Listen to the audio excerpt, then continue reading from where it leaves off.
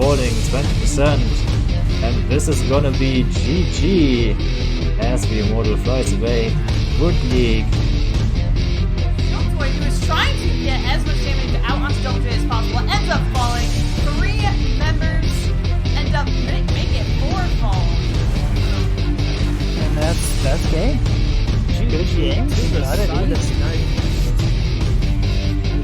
Punisher is looking for the win. Yeah, this Punisher is still very healthy. 30% left on the core. And this, ladies and gentlemen, is going to be Now, we got bloodshed everywhere. Core is only at 80%. Down goes Johanna, and now Jin has the numbers advantage. That core is dropping fast. falls. The catapults are there. This Punisher is really healthy, mildly interesting, looking to finish this off. Fields of the core are already down 50% now, and there come the GG by the Found Vikings. Opera and Serial has the next round in their sights. Core shield is down. Core's down. Take out Ludwig there in dominating fashion, and they bring it here into Volskaya and in a 27-minute game. Garage is caught by the zombie ball. And that's a whole lot of gems being dropped onto the floor. Rapid Spirit finished off kills and leaving resets in turn. Even more gems scattered across the floor. Core is dropping. Shields are down 58%. Ladies and gentlemen, we have one. Oh, Cassia and Dehaka cannot die here. Oh, no. That dragon's got a long way to go, and that dragon cannot harp. Off-brand Serial. The last stand here. Hammer is safe. She's got catapults behind her. She's got giants behind her. This is it. 20%. No Gus. That's it. GG. That was Jimmy. They take this one 2-0.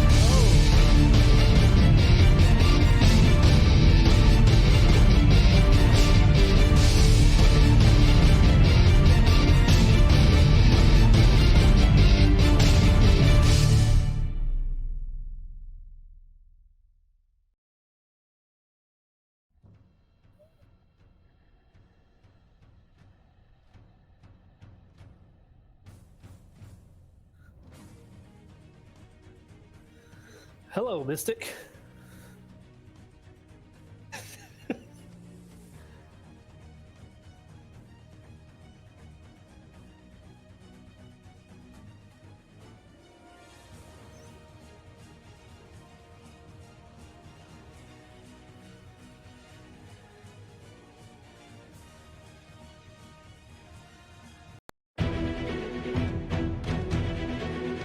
We got That Was Jimmy on the blue team, Water Snake on that Alexstrasza, Everstorm on the Urel, Hit Dog on that Cassia, Pitchlock on the ETC, Bridge Keeper on that Hanzo. Level 16 acquired, but here comes the Sabo coming out, and Grace gets just completely blown up. Johanna going to be taken down, and that was Jimmy just walking in and taking 3. They are poking them out. One stun going out. This is might play right into their hands. A big corruption stack. Zagara gets deleted. Big fear on 3 members, putting Jaina in the opposite team fight. You know, I mean, they could say, yeah, we can wait for 20, or we can just win this game now. Lightning Breath coming out, as well as Horrify, and Phoenix will be the first to die there again. Zrice dying as well to Whitening. And Jaina losing her life as Spork tries to get out, but he's slowed basically everything unloaded onto Diablo. Big finder, that is a Pyro. Arthas will actually just rip Syndragosa into Scam. That's actually a really nice combo. Wit's trying to go in here, but dang, they're just going to get cleaned up. Don't have the level 10s. Can they make it 4? They just might. Indeed, it is. They start out 4-0. Season 4 at Lubu, and yep, that was Jimmy. And that's GG. But that was Jimmy winning game 1.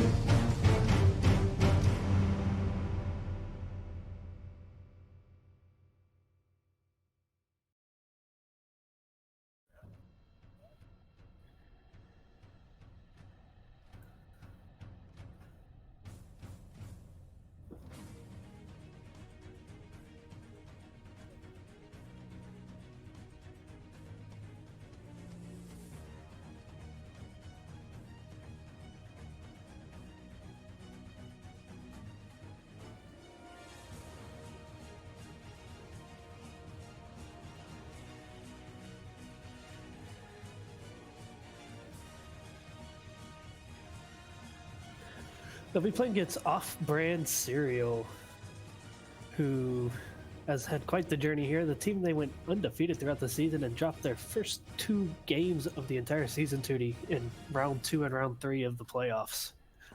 So, but we'll dig into that more a little bit when we review them. But that was Jimmy. They've looked really strong, really solid coming through these playoffs here. And it should be noted that going into the playoffs, United East, who they played in the last round in the Eastern Finals, had went the entire season without getting a domination against them. And that was Jimmy was so on point for that game that they scored the domination in what everybody thought was going to be a full 3-game series.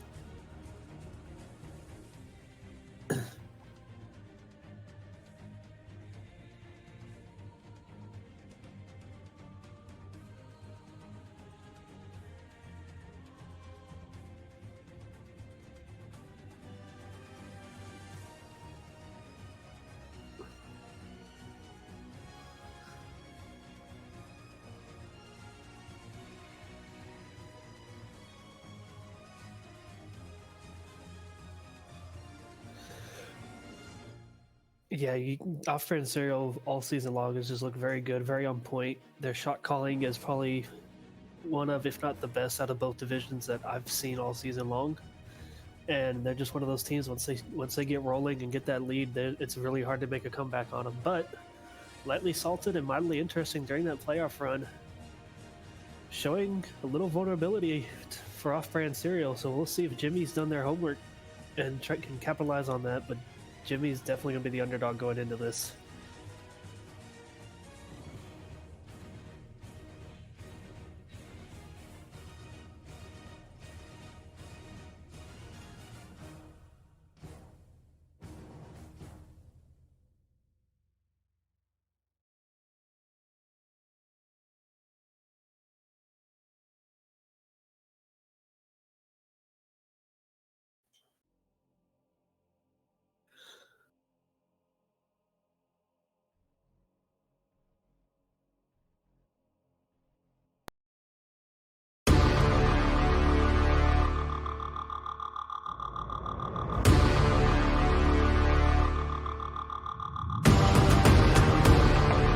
In the blue, we have Off-Brand Cereal.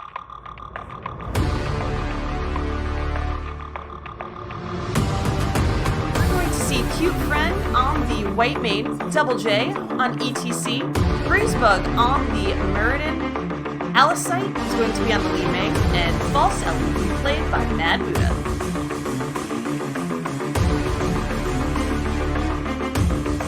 And that is going to be Off-Brand Cereal. That's right, it's left and white. The Gus into the mosh, followed by the Disintegrate, but Falsehead ends up falling to Jaina on the backline. Malcolm going to give his life. Blaze going to fall as well, dropping 20-some odd gems in the process, and Asman is surely... We are seeing, once again, a ton of damage coming down onto Artanis. Planet Smackers as this Web Weaver and the rest of Off-Brand Cereal continue to assault this fort.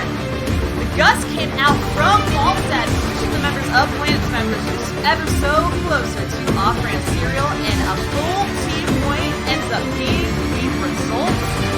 And this fort, falling fast here, Tyro. Now, I feel like if Raven gets maybe one additional really good dunk, most of Off-Brand Cereal won't be able to fight. But the Gus forced into a corner. Freezebug, though, taking a ton of damage. Banringer trying to get out. Decker King's going to fall. The Mosh keeps Planet Smashers around, and with the Disintegrate along with that damage, 3 more members of Planet Smashers fall here. And that is another 3 kills. Boss is still up, still looking healthy, and this is going to be GG.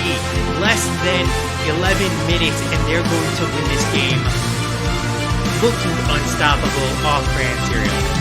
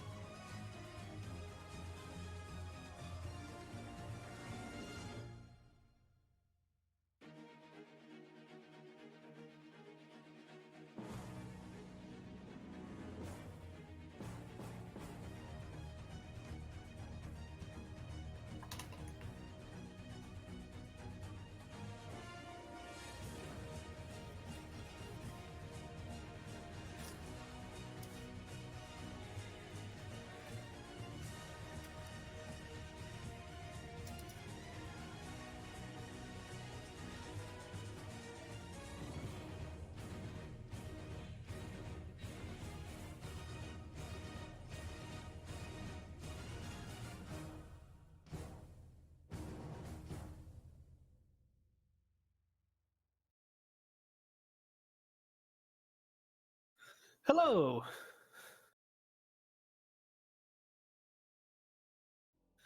Certainly, but I need you to do me a favor first, Tootie. I need you to give me leads so I can make our game.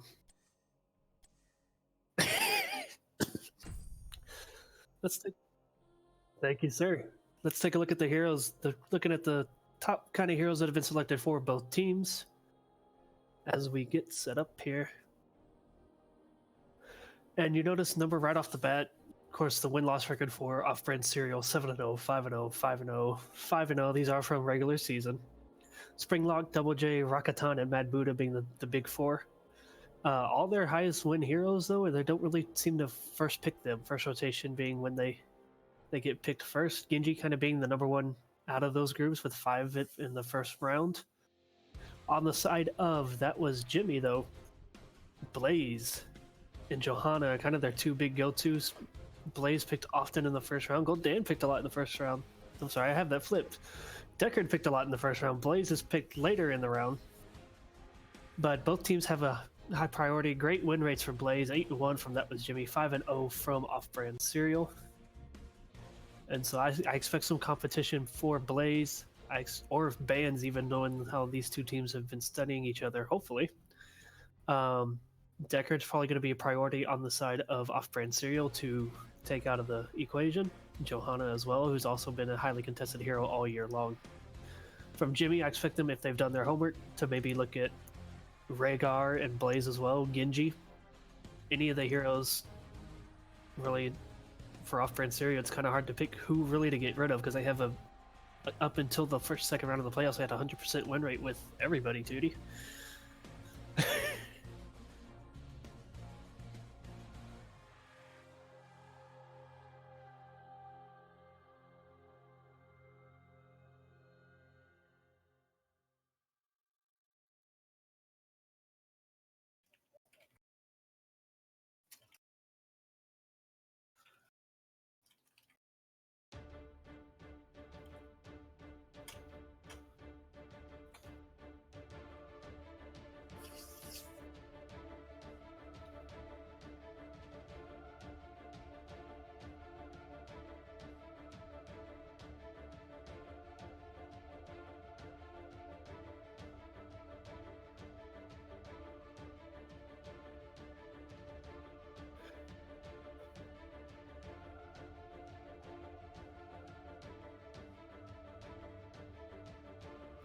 I'm sorry, that off-brand cereal won the coin toss.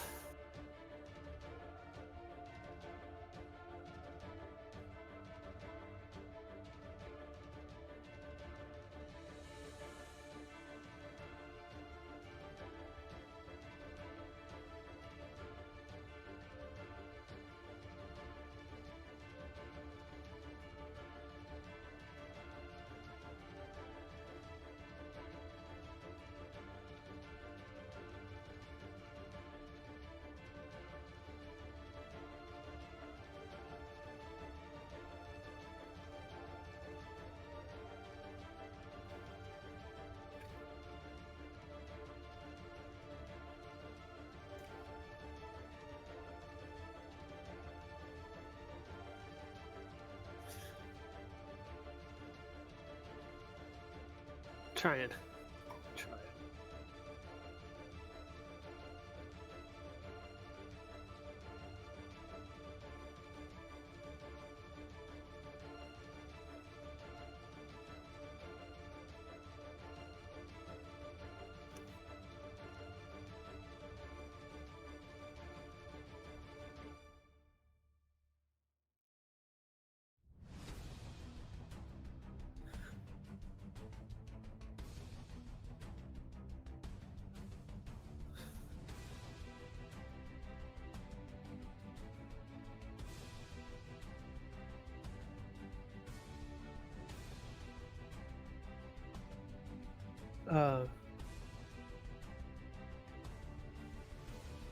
Actually, it was Dragonshire, my friend.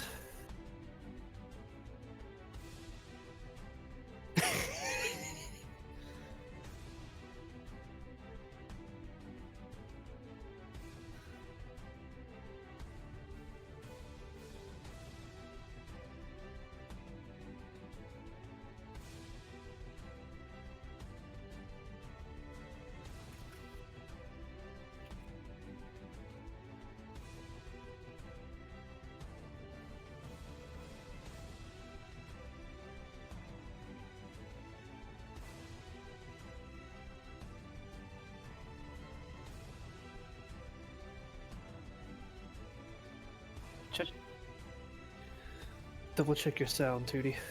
People are asking if you're muted. Yeah.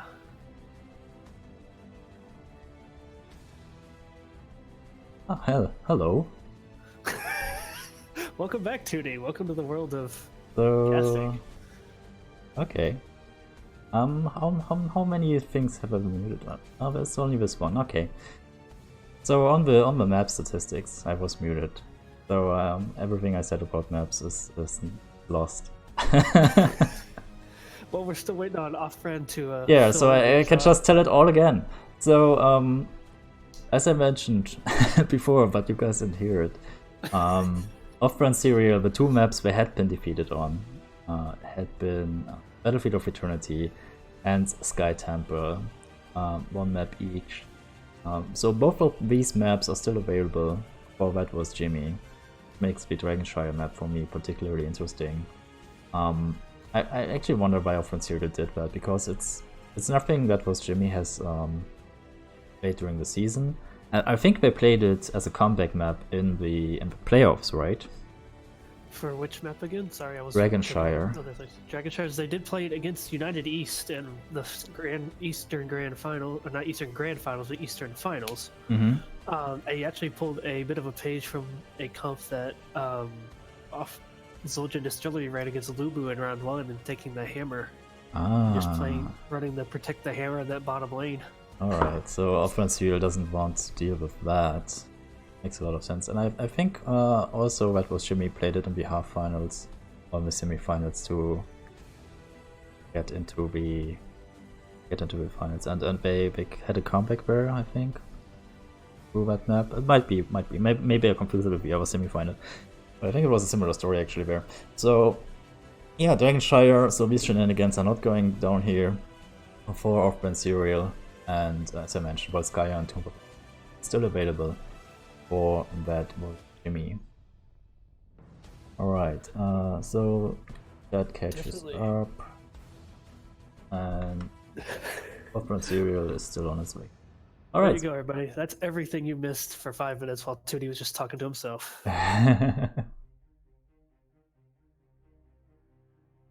If you guys wanted a really competitive experience, Capitans. Alright. We're just going through the chat here. Yeah, so is there anything you want to... I think you had not been muted throughout the entire time. I don't think I was muted, but just in case, my opinions on this were... I didn't really talk much because I was doing the coin toss. Yeah. As you've already gone over there. I would look to see if Jimmy does get the picks as you get a map pick, as you said, either Volskaya or 2. They run a pretty mean comp on both of those if they can get the heroes they want. Mm. And that can be said kind of for anybody. If you get the heroes you want, you have a comp you want, you're going to do what you want, usually. But both those maps, they're really strong on those. Shrines is another one. This should be an interesting one. 5-3 on Shrines for Jimmy. It was their most played map. The record shows that as well. They have 5 wins, 3 losses, so they're a little more than 50% over it. Whereas Off-brand 4-0 in the season. But Jimmy has the record. They have the comps that they've run there. I think they can make it work here in game number 1. We'll see how it goes. Yeah. So I'm interested in the draft mostly about which team secures the place. Yeah. So for both teams actually quite high priority for an offlaner, and the first rotations 2 times for That Was Jimmy, 3 times for Off-brand serial. I mean, we talked about Matt Buddha already. I don't think there is much room for That Was Jimmy to ban out the Blaze, so they will probably try to grab it themselves. And I wonder if Off-brand serial is gonna foil these plans. Yeah. So I see the teams are now mostly here. So we're gonna be ready pretty soon, and we are actually quite on time. It's 57 right now, so with a delay of 2 minutes, we're gonna start at 8. Definitely. I'm excited for this, Tootie. I've been looking forward to this all week. Who is this person? Who's mad? I think he joined us on the Western Finals as well. You can just kick him. I don't know who he is, but he dropped into the Western Finals too, and it's like, who is that guy? And nobody knew. I don't know, maybe he stalks me or something. Oh man, Tootie's got stalkers. Yeah, maybe I got my first stalker. So just rehashing this, going into this, we are going to be on Infernal Shrines, picked by off-brand Cereal. That means that was Jimmy will have first pick going into game number 1. I'm going to give it about another minute here, then we will ask the teams if they are ready. Yeah. But Tootie, knowing what you know about the West, knowing what you know about the East, and what you've seen all season long, you've said who do you think the underdog is. We know how off-brand Cereal has looked, but who do you think is going to be the one to pull it off here tonight? Oh. I'll put you on the spot. So far I have been more of an East person because of time zones, so I have casted the East a little bit more. But what I have seen so far by our friend Siri was pretty damn impressive, so it's really tough. My heart says East, my mind says probably West. Well, avoiding caster bias here, I am from the Eastern Division. I have to put my heart with the Eastern team. That was Jimmy, but stats, I mean, logic dictates this is probably off-brand Cereals to lose, not to. I mean, yeah, this is all a climb for up. That was Jimmy. If they play like they've been playing all playoffs long, I think they have a chance. But I hope and I want a 5-game experience, Tootie. How about you? Oh yeah, 4 games minimum. 4. I think we can get to 4. Yeah. 4 games minimum. The teams have announced they're ready. I'm going to give them a countdown, Tootie. If you are ready to roll, I am ready to roll. Right. Let's flip it.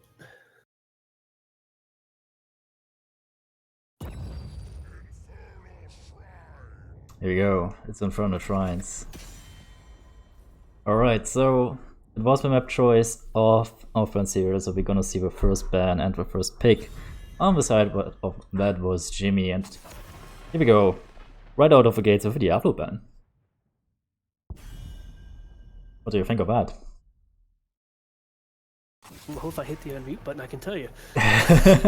Very, very strong pick.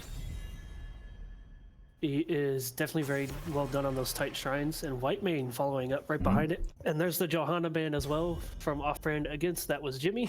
Yeah. And off-brand banning the Genji. Yeah, I think that was Jimmy must be happy about that. So that makes me wonder what off-brand Serial is planning here. And Tyrande first pick from that was Jimmy. I don't want to say too much because even a 2-minute delay can give things away too much. Oh, this is analysis time here. So, I mean, where's the file start for Mad Buddha most likely, and where's the Deckard here too on the support.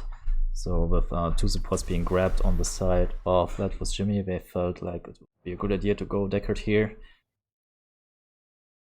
Yeah, also it's gonna be great. Gonna provide a lot of pressure. There's the Zul. Alright, it's gonna be That tank was Jimmy. Zul.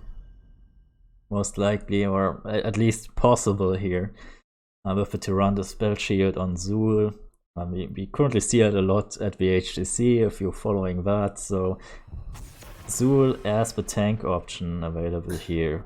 For that was Jimmy, and there's the Murden ban now. But if Zul is the tank, they don't need a Murden, right? No, they will probably run a secondary frontliner to just complement him.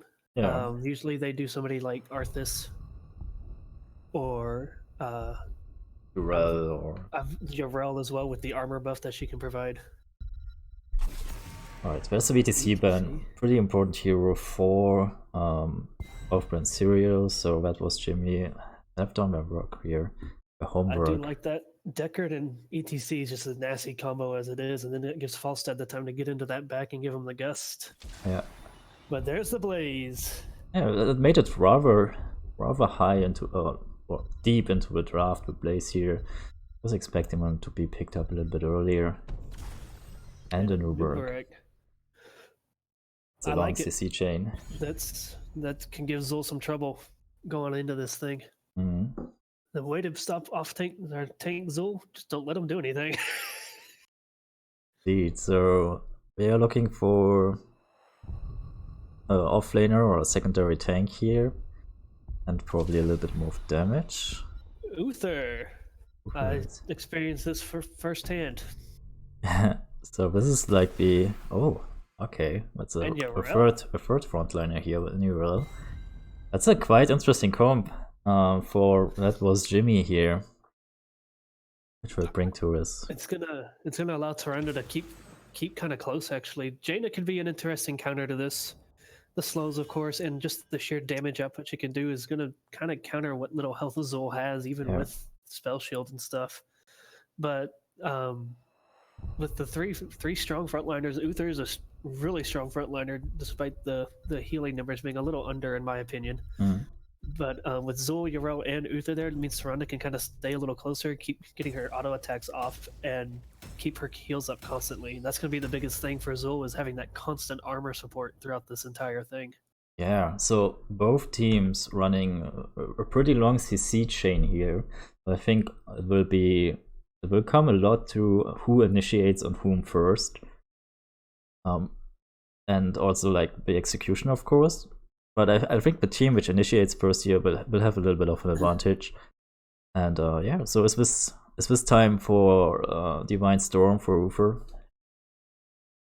Divine Storm definitely is in the cards. I think the only reason they would go the shield is if Zul is just being blown up too fast. Buy him a little time to heal himself up. If they can keep competitive at least till 7 is when Zul tank kind of starts coming online, and then as he hits 13 and 16, when he gets that really when this Zul becomes scary is when he gets that attack speed on his cursed strikes. All right, so do you want to give us the honors for off-brand cereal? Oh, alrighty, off-brand cereal tonight, ladies and gentlemen. We have Cute Fred on Deckard Kane, Double J on the Anubarak, Alicite on the Jaina, Rakatan on the Blaze, and Mad Buddha on the Falstad. And in the red we have Pidgelock on, I guess that's the Zul, Hit Dog on Kel'Thas Water Snake, playing on Uther, Bridgekeeper on Tyrande, and in the solo lane, Everstorm. And we are underway, Tootie. Game 1 of the Grand Finals for Division D. Ladies and gentlemen, get hype. Let us know in the chat, hashtag OBC or hashtag TWJ, who you think is going to win. I'll do my best to keep track of the votes. Yeah, and if not, then Hector just has to count it. Yeah. He said he will be our moderator board tonight, so this is all your task, Hector. Yeah, he's not aware of it, but that's his job. He will know in 2 minutes. So immediately we have Yrel and Falstad up in the top lane there. Yeah, so there's a little bit solo tango going on in the top, and the rest of the teams are doing their rotations. Actually, there's a little bit of a bush party going on here by Off-Brand Cereal right away. Yeah. They're definitely known for that there. Pidgelock is coming. He decides to opt out. They know they're not visible on the map, so good call by Jimmy. Yeah. I think that's Tyrande's going to be very important for them in this match with her owl vision. Yeah, they are not falling for it. They had Bridgekeeper already in the bottom lane, so there was no need to make a risky rotation there. They just stayed as a 1-3-1 as soon as their opponents disappeared from the map. I think that was a very good call by that was Jimmy. Double J scouting out the camp taken here, but it looks like that was Jimmy's going to have enough time to just get it and walk away. Yep. Not doing anything risky on either part there. Comes with a little bit of an impale going on there, but not much happening really. So the first camp immediately being picked up by that was Jimmy, and they're going 3-man into the mid. And maybe they're gonna push a little bit with it, forcing their opponents into a 1-3-1 too. And that's something they can definitely do. They got Kel'Thas and Zul, so the wave clear in the middle is just incredibly fast. Unfortunately, the Billy Goats aren't going to last very long there. Yeah. Jaina also has pretty good wave clear, especially against these camps. Oh, there comes the fly in by Mad Buddha. Immediately they are jumping on Hit Dog, and that is first blood in our grand finals for Off-Brand Cereal. Living Bomb there, almost taking Alicite down with him, but not quite. But a great fly-in from the Falstad there, getting that damage in as quickly as he could. Great root follow-up by Deckard Cain as well. Yeah, they want to show dominance here early in the game, but if you look at the XP, they actually lost some when Falstad blew in for that kill. So if it comes to XP, it's actually pretty even between these two teams still, even with that little kill there. So not the end of the world for that was Jimmy. The kill did get them that little bit of a boost there. Put them right up ahead. We got Zol and Kael'thas taking the top camp now, as Off-Brand Serial takes their siege camp. Bottom siege camp still open, as we got Trana and Blaze kind of dancing back and forth here. But Off-Brand Serial going to go straight for the objective here. Yeah, they waited a little bit in the bush and then we decided, okay, let's go for the objective. Falstad was still in the top. The Shaman camp had been picked up there, as we said, by that was Jimmy, which gives him a little bit of time here to fight a 5v4. Yeah, Jimmy needs to capitalize on this while they can, because Falstad will be here very shortly. Yeah. The fact that the Shaman is down, here comes Falstad. But they have already collected 20 skeleton defenders of Grand Serial, and they are now hovering around Everstorm as they jump out, so they'll survive that one. Almost 34 of Grand Serial already. Yeah, at this point, Jimmy just needs to not lose anybody. Good stun by Yarel to buy her team some time. Zol's dropping quickly as he stands in the blizzard, though. That is tight.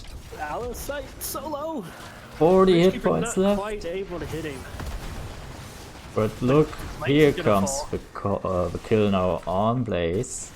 And this is not done yet. They are now collecting their own skeleton defenders, 35 to 27. This is gonna be a close call actually, with Zul slashing through these skeleton defenders, evening the score almost here. Is it gonna be 39-40 to Off-Brand Serial? Jaina getting some good blizzard work in there, and Falstad's hammers poking enough. All they had to do is let Zul swing once or twice and then throw something in there to steal those kills away. Yeah, and there's the punish. There's no gate, so they could, in theory, dive onto this fort, but remember that Blaze had been dead during this fight, so he's going into the off lane instead. There's the dive, nevertheless. Yeah, once again, Zul finally here at level 7. And there's the build there. He's got Backlash, Grim Scythe, and Harvest Vitality, healing himself with the swipes. Yeah. And once he hits 13, he's going to be nigh unkillable unless he's just absolutely focused and stunned down. Yeah, and this is of course what Off-Brand Serial is trying to achieve here with the Blaze, with the Nubarak, and the Deckard to lock him down. Nice arrow here by Bridgekeeper to make the disengage happen. Good route there, but Aliside able to get just enough behind the front line there to stay alive. So the first Punisher, it did take out the towers, it almost took down the fort, but it is still up, so not a terrible advantage here for Off-Brand Serial so far. That was Jimmy, still very much in the game here, not far behind in experience, about 3/4 of a level right now. Yep, they're going to have to keep an eye on that bottom fort because Off-Brand Serial is making the rotation down. They are known for being aggressive on the structures. Buddha's working his way in there. He's more than likely going to get this. But here comes that was Jimmy Hit Dog coming in on the Kael'thas. Just barely missing the grab. I put out with a fly out here. Yeah, Hyde takes his rest down in the bush there. He's likely going to just wait until Bridgekeeper is alone again or sneak in the back once Bridgekeeper leaves. Yeah. So Tyrande is on second solo lane duty here. I'm not sure Bridgekeeper can really contest with Mad Buddha over this bottom lane. So if they are not making a lane change in their laning, Mad Buddha will sooner or later drive Bridgekeeper back to his own fort and take out that fort. Where's the reveal with the owl? Yeah, the big thing. The rotation comes in. Off. Oh, good stun. Hit Dog is coming too, but it might be too late. Down goes Wall. Doing his best to keep people alive. The biggest part of Zul running the Zul tank is the wave clear that you have, but Off-Brand has been doing a very good job so far of keeping Zul isolated to almost one lane. throughout the game so far. Indeed, and now they have the Impaler here in the bottom lane, and they start to siege up. They want this fort down. It's a nice chunk of experience for them. They even commit Blaze down here, because they have a camp pushing down the mid lane, so they do take out the fort. Hector says he's got Notepad open, and I've seen a couple of hashtags Jimmy's. Oh, there's... Ults are online. Oh, Rakatan living dangerously here. Cute friend staying right by his side, though. Gonna keep those fast cooldowns on Deckard's potions. I'll pinch lock the one in trouble. The heals are coming out as fast as they can. There's a Phoenix. There's the bunker. Oh, and there's the flying by Mad Buddha, the gas back away from the towers. Ring of Frost hits hard, two of them. There's the follow-up stun on Hit Dog. Kalfros dies, but then Rubarak falls in return, and it is a 1-for-1, which actually looked very grim. Or that was Jimmy for a while there. Yeah, the Gus from Buddha turning that whole fight around there is... Jimmy had the advantage up until that point, then the Gus into the ring, that whole thing swung around. Great job on the double support, keeping Kalthos' health to almost nothing, like 3 or 4 times there, and finally they got him. But Uther getting a nice strike in there against the Anubarak, getting that 1-for-1. But we do have ultimates online, 2D. We hadn't had a chance to really go over them yet. Oh yeah. We've got Starfall from Veranda, Phoenix, as we've seen, out of Kalthos, Skeletal Mages from the Zul, Divine Shield coming out of Uther. So they're prepping for those heavy dives there. An Ardent Defender from the Urail. That's all for that was Jimmy, as the second shrine is online. Yeah, and we will talk about the Overworlds too here. Let's have a look at the shrine right now. We have a pretty close race here. Phoenix is coming out. And Mad Buddha with a fly-in. No ring follow-up. The fight is all over the place. There's a cocoon on the Tyrande, but they do have a second healer for this case. Everyone is There's going the low. ring, hits 3 of them. Down goes Uther, down goes Zul. Oh, and there's a nice bunker usage here, and Bridgekeeper, Everstone, they try to get out. So this objective most likely now going into the favor of Off-Brand Serial again, who are now sitting at a 1-level lead over their opponents. And let's talk about their ultimates. We have seen them almost all already, I think. We have Ring of Frost, Cocoon, Tornado, Bunker, and Gust or Falstad here. They're keeping it at 39? Okay, now they pick it up. So level 13 now available for Off-Brand Serial. We are certainly looking for a 4 tier, if not even more. And that was Jimmy needs to hit 13 here pretty quick. Once Zul gets the attack speed, it'll more than make up for the lack of damage that they had. But right now, only having the Kalthos really for major damage is kind of backfiring on them. Yeah, so cleanse has been used here on the Zul. So there's of course another cleanse available in form of the Divine Shield. Mad Buddha again with the gas making the play here. There is the immediate jump on them. Divine Shield had been used on Kalfros, so he is out of there. Ultra dies. If anybody should die, it should be him. Because he gets the passive, the healing. There's the Ardent Defender, so Uriel is not going to die here. And the Punisher is actually going down. Good hold by that was Jimmy. They just gotta hold it out. Get this 13. They need to be a little more aggressive on these shrines. They're coming to the shrines a little behind, down 10 to 15 skeletons when they start. Yeah, I think so too. They need to be there a little bit earlier, get more value from the Kalthos clear on that. And actually, oh, look at this bush party by Off-Brand Serial. Great leap by Urael for the armor, but it's not going to save the Kalthos. Bunker is down. And it's doing so much damage if 4 people are sitting inside of it. Everybody's low on the side of Off-Brand Serial, but they're still getting the kills. You hear the swiping from Zul there as they got the attack speed. Ching, ching, ching. It's like 3 to 2. Take the camp for themselves. And they get the camp. Not a very good spot to fight Off-Brand Serial though. When you got Jaina and Nubarak and Blaze in a tight corridor where your team's all gathered up. On top of a Deckard. It was a nice bait by Off-Brand Serial.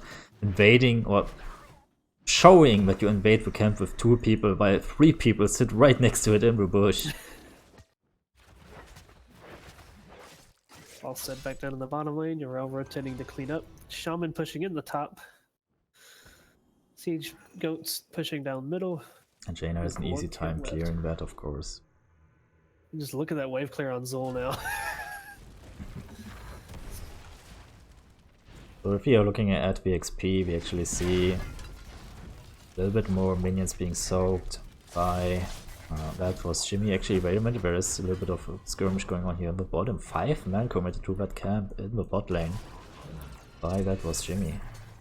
Yeah, Jimmy's hit 13, and this is something they do a lot of times. They've got the Zul cult going. They've hit 13, now they're going to be sticking as a 5-man.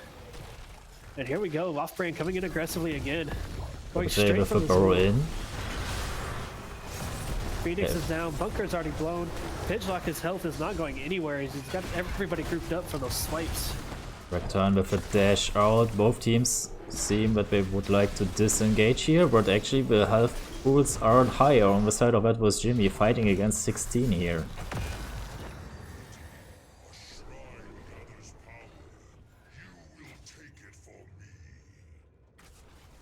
It was a bit of a scary engagement for both parties involved, but nobody dies. A few ultimates have been burned there, but not all of them. So according to Hector, the votes, we had a whole 2 votes come in. 2 for that was Jimmy, 0 for OBC, and then we had a late joiner going, I'll vote for OBC. So 13 online, that's what I was talking about with the Zul. Once he gets 13 with the double support, he is nigh unkillable, even with all the stuns. And of course he Jimmy, is running. Jimmy currently trying to soak the 16. They really need it, but it means they will be late on this shrine again. And look at what is Off-Brand Serial doing actually here. They're just going for the wall in the bot lane, not caring about the objective. Yeah, they've got the advantage. That was Jimmy has it now. Kel'Thas is her thing. But they're giving themselves the advantage here, fully expecting to win this shrine as they've won the last 2. They just move on to the keep. Jimmy needs a Hearth. The only one they need there to clear that is Zul. Even then, I would have brought him back. He's your tank. So we do have a secondary tank in Ufa and Urel. There comes the Starfall. The fort, the keep dies. But so will Jaina? Maybe? Almost. Oh, Everstorm a little bit too short here on the jump on Jaina. Zul got the Punisher in the meantime, but that puts, now that was Jimmy under pressure. Getting the root, there's the skeletons, in comes Zul, the rest of, that was Jimmy falling in right behind him, Blades with a big 2-man stun. Zul is dropping fast, but Anubarak drops first. Our defender is available for Urel, so she is still fine. Mad Buddha is actually now going to buy time for his team because there is a Punisher knocking down the fort right now. It is still at 60% health. Mad Buddha half stoning back. Should mention too that Zul took, I believe, the trait for his bone armor that grants him immunity to auto attacks. Usually they tend to go with the I believe it's 12% hero damage when you run the tank Zul, so that you get that little bit of extra burst in the fights. Yeah, he took the armor reduction on the bone prison. It was that one, okay. I had the color wrong. Alright, so they do get a keep tower here and half a keep tower. But overall, I think it was still a bad trade. I mean, sure, they got a fort and a tower, but their enemies they got a keep, so the experience definitely in favor of Van Zero there, and they also get the catapult pressure now in the bottom and on final shrines, that matters, of course. I think Jimmy's thinking was there, if we can win this Immortal, it's going to push the lane back deep enough that we can get a good push going bottom and buy ourselves a little more time even without the keep. Yeah, and I mean, if they get a second kill there on the re-engage in the bot lane, they might have gotten a keep themselves. Yeah. That said, with the false head who can just come down and push this thing in until the next shrine is up, nice and safe. We'll see how long that advantage holds up. But Jimmy doing the rotation up top now. There's a shaman to take care of, and all 5 of them are there. The next Tyrande anchoring. The next Punisher is in the top lane, which is perfect for Off-Brand Serial, so they can just split pushing the fast side in the bot lane. very far away from the objective, something that was Jimmy has to deal with them sooner or later. So they are aggressive here in the top lane, and I like it. They are sticking as 5. Oh, they're too deep. Here comes Falstad. Big gust. The fort's gonna go down. Oh, That's the gonna be ring. a slight advantage, Oh my but god. damage. It's the Bloodbath 2 go down immediately, and it's Tyrande and Kerfers.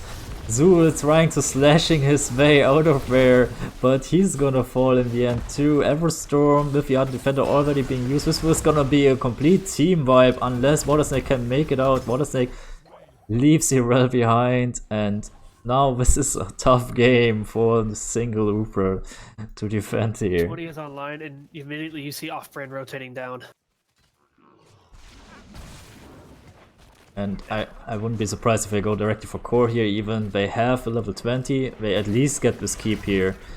Zirel is still dead for another 30 seconds. Mad Buddha is already on the core on his own. The keep is going down, and they are working on the core. Shields are falling. Yeah, here goes the core. Shield is down. Here comes the first few forward. That was Jimmy. Kel'Thas is going to have to do some work here. He's got the supports behind him, but can he get the damage out? 50%, 46%, 45, Oh, the catapults. 43. It's all the Catapults catapults are here. We need to get rid of them. 24. The goats are still hurling their spears. 23% save on the core. Ooh, but this is so tough for that was Jimmy now. I mean, we have seen the shot calling by off-brand Serial. They are very aggressive on the structures. They're certainly gonna try to backdoor this core at some point. Yeah, you've got a Falstad. It's not. You could still send forward to the shrine, and Falstad could just push it with catapults, and that thing will go down super quick. And I like what Jimmy's doing. Yeah, they They're just fully sent expecting Zul. it. They just sent Zul for the Punisher, forcing a move on that on off-brand Serial, and here it comes. They're going with 5 men on core. Zul Hearthstone's back. So they're gonna be 5 men for the defense here. They need to engage now. They don't need to let off-brand get close enough to do anything. Here comes a Gus, hitting the Tyrande, but Anubarak is going down quick, stuck in the Starfall. Zul is in cocoon. There comes a Ring of Frost. Misses.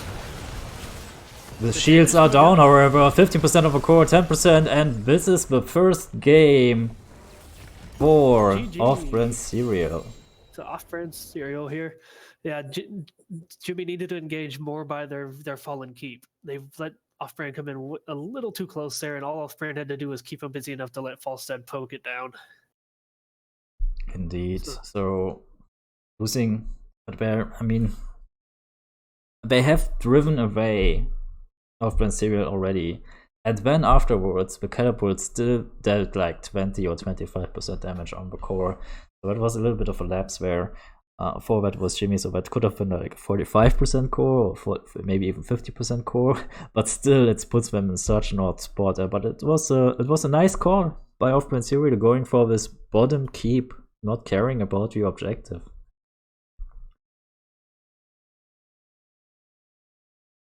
Yeah. Sorry, I was messaging. All right, and so we're gonna go on a short pause here, and then we're gonna be ready for game number 2. Yeah, here we go. So the numbers don't lie. That game was a lot closer, especially towards the end there. Now, early on, off-brand Serial taking advantage of the fact that Zul didn't come on till later in the game. But I wouldn't be surprised if Zul did get banned next game. Indeed. So we will be back in like 3 minutes. Short video running, and then we will talk about game number 2.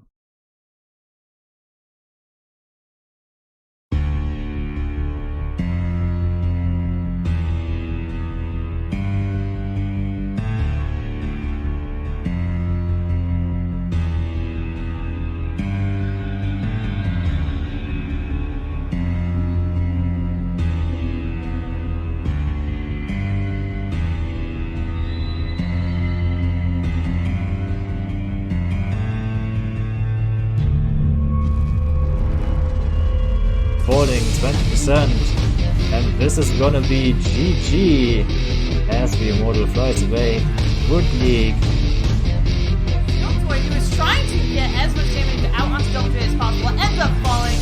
3 members end up make it 4 fall. That's game. Good game. Got it. This Punisher is looking Yeah, this Punisher is still very healthy. 30% left on the core. And this, ladies and gentlemen, is going to be Yeah, we got bloodshed everywhere. Core is only at 80%. Down goes Johanna, and now Jin has the numbers advantage. That core is dropping fast. falls. The catapults are there. This Punisher is really healthy, mildly interesting, looking to finish this off. Shields of the core are already down 50% now, and there come the GG Vivaphone Vikings. Off-brand Serial has the next round in their sights. Core shield is down. Core's down. Take out Ludwig Ware in dominating fashion, and they bring it here into Volskaya and in a 27-minute game. Generous is caught by the zombie ball. And that's a whole lot of gems being dropped onto the floor. Rapid Spirit finish off kills and leaving resets in turn. Even more gems scattered across the floor. Core is dropping. Shields are down 58%. Ladies and gentlemen, we have one. Oh, Cassia and Dehaka cannot die here. Oh, no. That dragon's got a long way to go, and that dragon cannot harp. Off-brand Serial. The last stand here. Hammer is safe. She's got catapults behind her. She's got giants behind her. This is it. 20%. No Gus. That's it. GG. That was Jimmy. They take this one.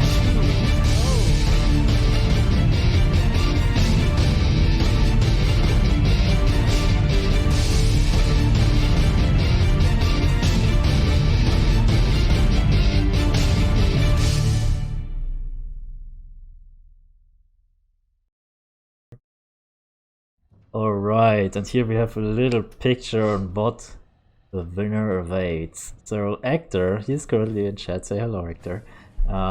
He posted me with like this little picture, like he's making these little trophies, and the winner of the Division D finals, he will send it to them. So if they are comfortable giving him their addresses, he's gonna package them and send it to the winner, and I think that's so cool. That is awesome. They are, I mean, what is that? Probably like fist size, something like this big. But nice, decent sized little trophies. Yeah, you can put it on your shelf and something. And I think they work really good. You put it on your shelf, tell your friends about the amateur league you joined. Yeah. And they can make fun of you for spending your whole life playing video games. But Well, when you make fun of them doing something other weird, like playing football or whatever. I know. Yeah. Sitting around watching football all day. Yeah.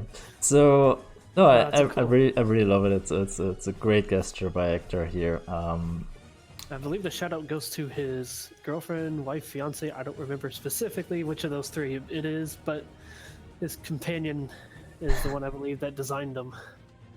Yeah. So shout out to them as well. Indeed, big shoutouts here. And so we just talked to the teams, and we had that was Jimmy. They want to go into first pick again, and Off-brand Zero were reacted by picking Tomb of Spider Queen. By their own choice this time. It was forced upon them last game. Yeah. So we now have Off-brand Serial joining in. I mean, what do you think of it? That was Jimmy takes first pick. I've kind of seen them been doing it all playoff. I have the structure of how they do things, and as you've seen, they play a kind of a very meta focus. They have a game plan going into this, regardless of what happens. They're pretty comfortable on a lot of maps, it sounds like, as well. If they're not that worried about what map they're ending up on, and you kind of have a comp in mind for everyone, then why not? Yeah. So to me, that's also like that speaks confidence, right? I mean, you are sitting in the grand finals. You just lost your first map, and when you go, okay, whatever, you pick map. You really don't care. Whatever you want, right? I think That's a very confident statement by that was Jimmy. I hope that we're not getting punished for that one. I mean, I think every team has like favorite map they want to play on, or at least you can figure maybe out like what your opponent doesn't like. And but they don't care. They rather go first in the draft. They feel comfortable on whatever their opponents choose here. So I see the two teams are here. So let's ask them if we're ready to roll. And I think we are. Freezebug. Sorry, sitting the captain's up here. Yeah. We So got the ready from RPC. obviously some changes being made here on the side of Yeah. of Prince Uriel. Mad Buddha sitting this one out. So and in came Mr. Dr. Patrick, if I see it correctly. Yes, sir. Yeah, so there's a little bit of a switch here. Of Prince Uriel, a big team of 8 people.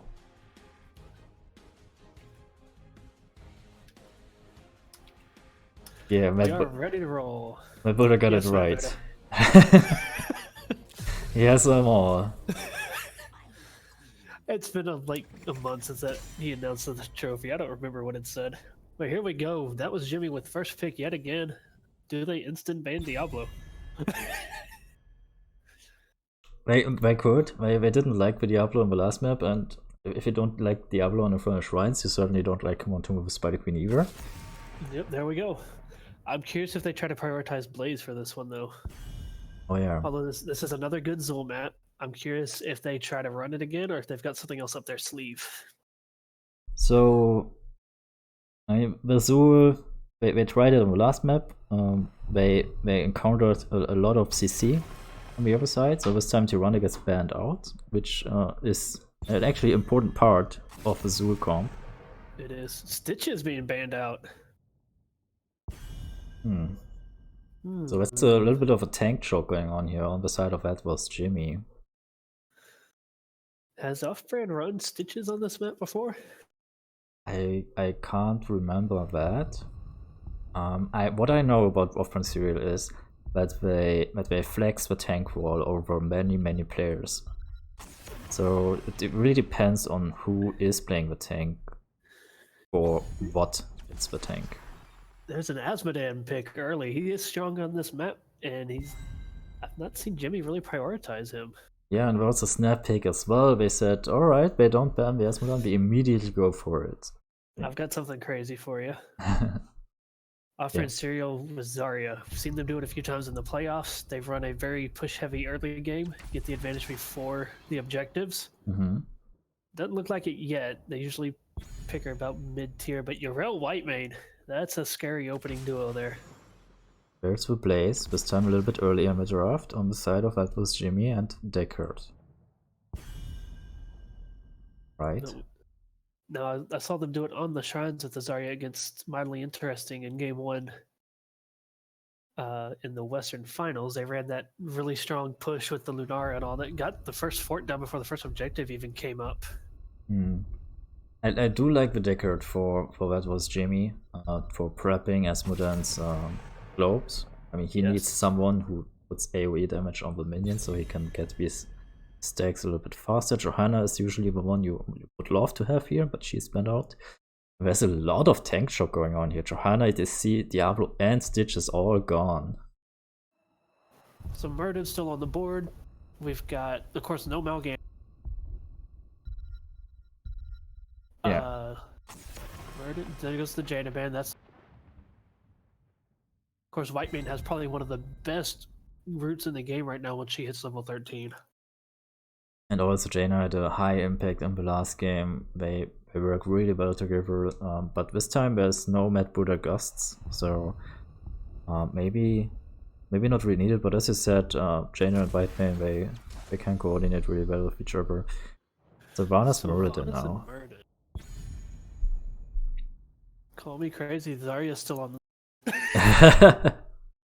I'm not sure it will be a Zarya here. But yeah, Off-Brand Serial, they have a really good understanding of when to push up structures, and that Sylvanas is gonna make it possible yet again for them.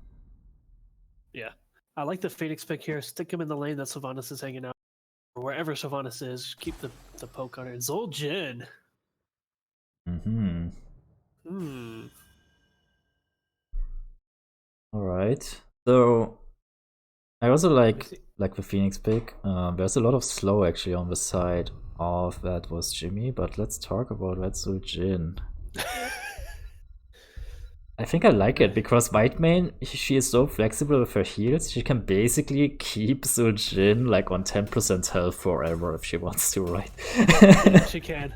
And if he starts dropping low, she can burst him back up. He can keep his trade up even longer. Yeah. Not having to turn it off if things get risky. And I mean, as long as he's not getting hit by an Asmodan Globe, there's not like a crazy amount of burst damage on the side of that was Jimmy, so she can just keep him nice and low, so he does the most damage. And it is into a double tank front line. He's going to be at the front, so Zul'jin's going to have plenty of people to get his stacks off of pretty quickly, especially with as aggressive as Off-Brand has been playing. Okay, Mr. Dr. Patrick showing us the Zul'jin. Let's see what we got going into this one with looking at this draft, Tootie. Well, we'll get to that in a second. Let's announce the teams. Yeah. Gonna start here with that was Jimmy. We see Hit Dog playing Asmodan, Bridgekeeper on the Phoenix, Pitchlog playing Arthur's Water Snake, this time on Deckard, and Everstorm on that Blaze. On the side of Off-Brand Zero, we've got Alicite on the White Mane, Cute Friend on the Sylvanas this time, Rakatan on the Muradin, Mr. Dr. Patrick on the Zul'jin, and Freezebug on the Yrel. And here we go, Tootie. Game number 2. Game number 2 between Off-Brand Serial and that was Jimmy. They meet not quite in the middle. Phoenix is in the top. The runner's already in the bottom lane, and Blaze where is her. Chat says Kerrigan open. Nobody wanted Kerrigan. Also in the last draft, Kerrigan was open all the time. So Sylvanas, of course, immediately went to that bottom lane that Blaze was there waiting for. And that was Jimmy with a strong, getting the 4-man rotation here pretty quick between top and bottom. Just a few steps ahead of Off-Brand at the moment. That's probably in part to the wave clear that they have comparatively. But Pidgeot locked out there. Yeah, you let the jump in. As I said, Bale makes it out, however, so that was a little bit tricky for both sides. Smolan gives another globe into the top lane. Bridgekeeper is like lagging behind in rotations, so that by red they are like getting these two teams out of sync, and Asmon has an easier time to actually stack on these minions. Yeah, and I like what they're doing with the Phoenix. He's just AoEing down the wave a little bit, letting Asmon dunk him. See, just like that. The dunk would have been timed a little bit better, but Bridgekeeper doesn't want to move too far forward here. He's probably gonna have a dive in. I think that one was to hit the... He had the hero's palette up for that one. Asmon right now sitting on 30 stacks. He chose Wrath actually. The auto attacks on heroes below 75% health. Round 1 Annihilation. What do you think of that choice? I've seen a lot of people go between Wrath and Wrath and Gluttony. Yeah. I've been favoring Gluttony lately when I play him, but coming from being the main backliner and just sticking in the back, not wanting to risk getting too close. Wrath, if you're getting the right comp, and then he isn't in a great comp to be able to push in with the team, can dish out some serious damage. Oh, Bridgekeeper in trouble here. Able to blink out safely. Freezebug dropping low now. But Wrath, if you can stay up in the front line, especially as heroes are getting low, and you get that talent, I believe it's at level 7, that lets you hit 3 shots after every dunk with like a 40% range increase or something massive, then you can really start stacking up your annihilation there. It is an interesting choice. I think on Bungo the Spider, I personally don't like it that much because I'm just a badass Asmon player, I guess. But Everstorm in trouble here. Yeah, he fought and he's the solo laner, so he has a lot of gems actually in his hands. Bridgekeeper is a is here to pick up some of these, I'm but a not little, all of them. a little slow backing out there, which is curious because Bridgekeeper was watching the vent there, and he actually Oh, had to cute teleport friend away. dies. Sylvanas is now freeze bug is low. Bridgekeeper not giving up on Mr. Dr. Patrick. Yeah. So close. Very close. One auto attack short here, and Zuljin survives barely. And now, if you look at the XP, it's actually a little bit of an advantage for that was Jimmy. But when we look at gems, they are actually behind, so that's a bit weird. A lot of those were lost there with Blaze, and Pitchlock Oh, yeah, has of actually course. been sitting here in the top vent watching Whitemane clear the lane and kind of moving in once she backs off to clean it up. So a bit more gems being lost on this trade in the bottom lane by Bad Boss Jimmy, who are now collecting, trying to catch up in the gem race. What I was saying down in that bottom lane though, Blaze saw Phoenix had to blink out. All of off-brand pretty much came into that vent that Phoenix was watching, and he had to immediately blink out of there for safety's sake. So I'm a little disheartened to see that Blaze didn't immediately charge his way to safety. Yeah. It may have been on cooldown. Didn't get I the don't note believe it there. was, though. Yeah. Bridgekeeper saw it coming, Blaze didn't. So here comes the Bruiser camp down the middle lane there. Yeah, nice little pickup by off-brand Serial, makes it much easier for them to actually get their turn in happening. But they are now looking for Pitchlock in the top lane. We'll probably see a turn in now here by Freesburg actually. Freesburg with 25 gems, Alisite with 16 of his own. Cute Friend turning in 5 in the bottom. Both teams have enough. I think if they didn't try to gank on Pitchlock in the top lane, they could have had the turn in by now. So now there are the interrupts available by that was Jimmy, and they are plenty. Freesburg is in Rockaton and Alisite now, both with 15 or more, 3 now with 15 or more gems, and those are going to be the primary targets here that was Jimmy's going to want to try to burn down as quickly as they can. Actor is writing it in the chat, he's my man. He's saying, I don't like Raph, scary to get into AA range. I agree with that. Zuljin. You asked me my opinions on it. I Yeah. was completely ignoring the Zuljin there. But yes, Zuljin makes that pick very, very dangerous. Unless, of course, your Arthas just walks up to his face and stands there the entire time. Which is something Arthas can do for a while, at least.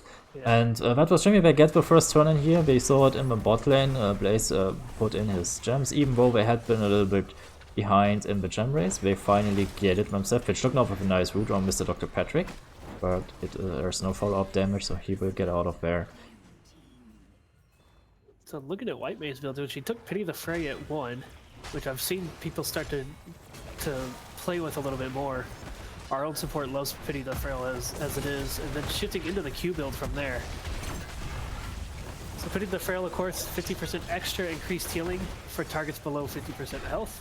Durell goes down here. That's the second kill for that was Jimmy, who are looking good so far in this game. They are now sieging up in the mid lane. Look for that Beaver. That Beaver on the top is pushing too. Zekard and Arthas landing their roots really well, and quick fix there. It is 25% increased healing, not 50%, on targets with less than 50% health. And down in the bottom lane, Blaze is continuing to soak. They're going to hit 10 here with this top fort under siege. That is big, but it was Jimmy getting the 10 Hector. here. If Rakaturn doesn't watch out here, they might even look for some kills. Where's the root? The follow-up damage by Asmodan. There comes the Purification Salvo, maybe a little bit late. And the Lornado. Lornado landing strong there. Freezebug is in trouble. They don't have level 10, so Urel is Oh, Pitchlock! so close. There it is, the long-range bomb from Phoenix getting the hit there. And they're still after Cute Friend here. Arthas is right on her tail. There she goes. Down goes Cute Friend on the Sylvanas.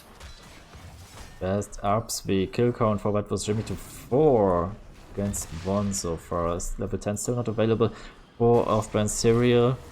That was Jimmy. They do not have enough for an immediate second turn in. So And Blaze is holding his ult. No bunker yet.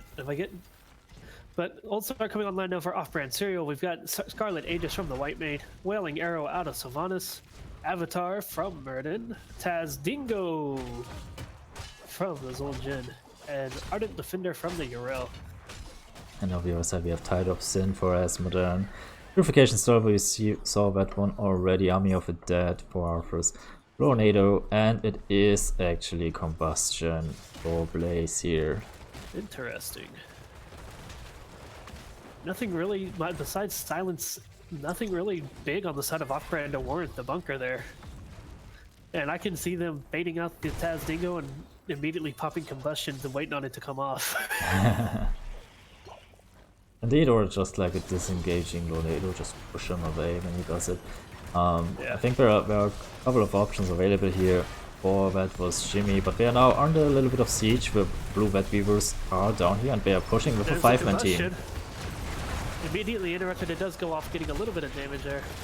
Everstorm, however, is going to die for his little combustion there. Purification Salver had been used too. Great use of a money range there, dropping down to a quarter health, dishing out the damage. Sylvanas is low, Rakatan is low, Bug is deep.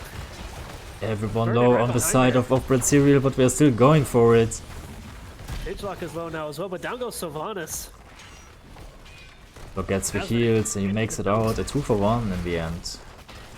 And take note, 2D, we're at less than 10 minutes, just about the 10-minute mark here, and Asmodern is sitting at 189 stacks. That's Tomb of a Spider King for you, and I guess the Raft build works.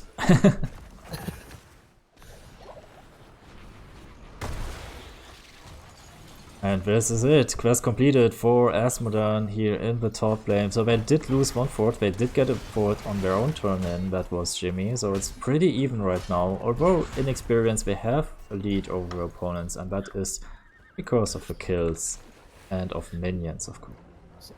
Murden here with a whopping 43 on the turn in. 16 coming in, it's a race to turn in here, and OBC gets him in first. They do get it in first indeed. And they are also started the camp, so they want to double up here on this second turn in, and I think they need to make it count, because afterwards it is that was Jimmy who was looking for their own turn in. So they need to get some good value here with these Web Weavers. You can see the top Web Weaver actually stuck in a pushed out lane, but bottom Web Weaver is not quite at the keep yet. So this gives actually, that was Jimmy, a little bit of free clear here, while off-brand cereal tries to push in the bottom Web Weaver. And it goes down relatively quick. Looks like they let Asmo and Phoenix do cleanup as they begin their rotation down. And this Blaze is where is gonna we beat him head on. This is where we camp gets a good value here, not by taking structures out itself, but by delaying the rotation. Oh, that was Jimmy who is now going into the bot lane.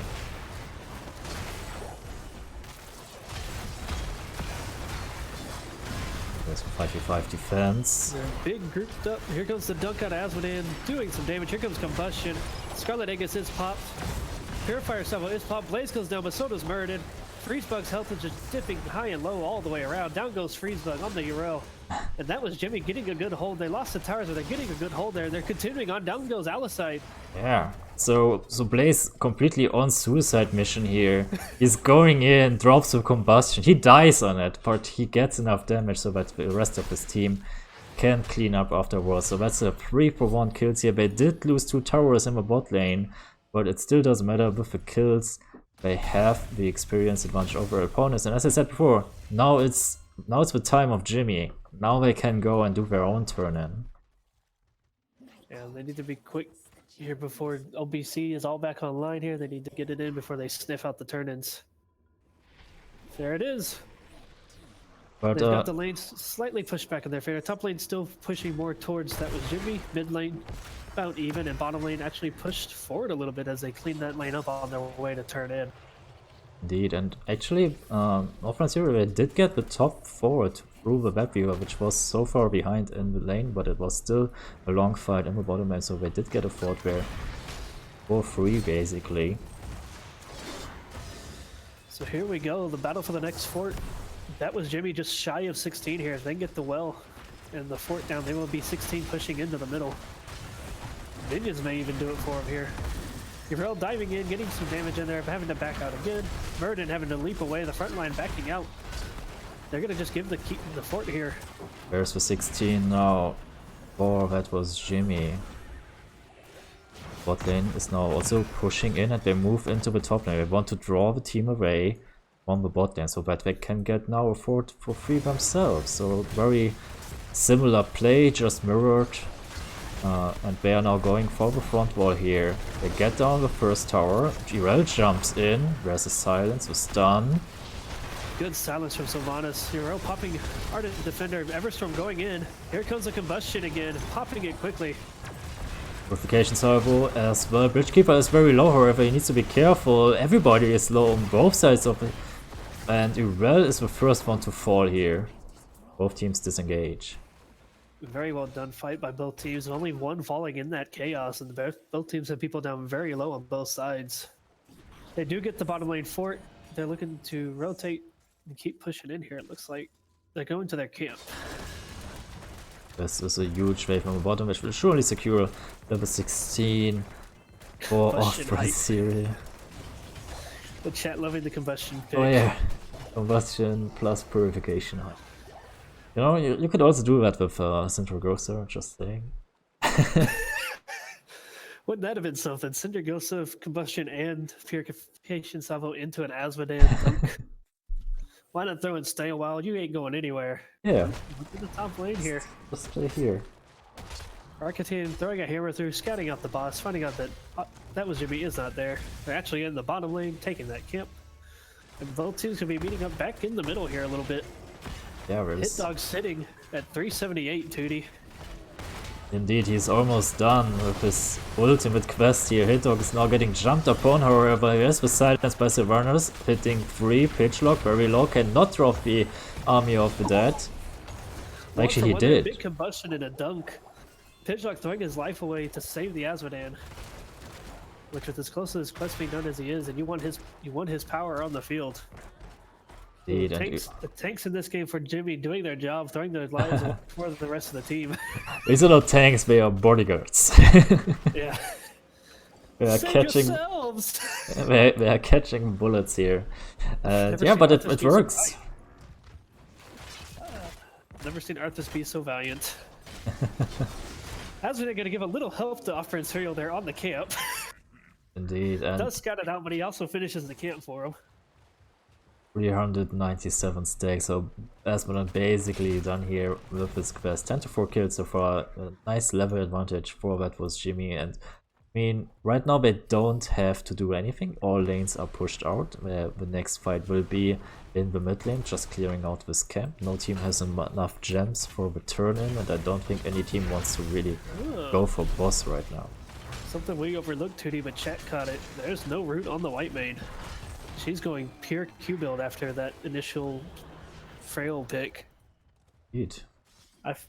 I get it, the Q build is strong, but that root on white main is 3 seconds.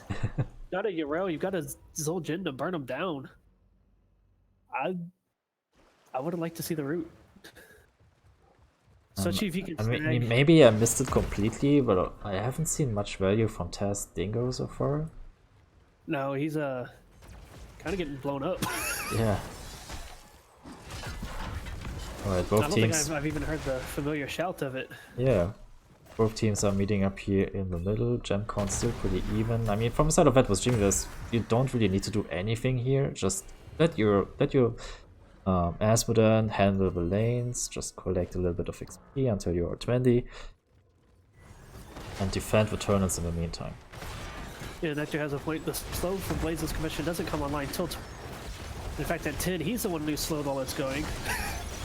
There's the combustion. There's the Scarlet Aegis, though. Oh, the damage! So Jin gets completely blown up here. Yeah, I think he popped his Amani Raged at the same exact time as Purification Salvo came out, and there was nothing he could do about it. Down goes Murden. And that was Jimmy making the push here. Everstorm getting the freeze bug stun. She's They want more. Freeze bug is down.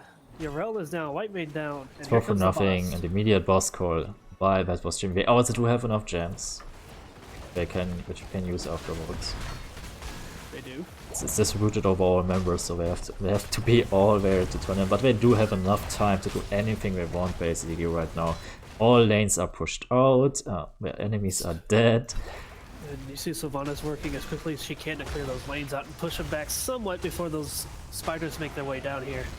Because of course on 2, the spiders will drop as far as the lane is pushed in. They will meet your front line of minions.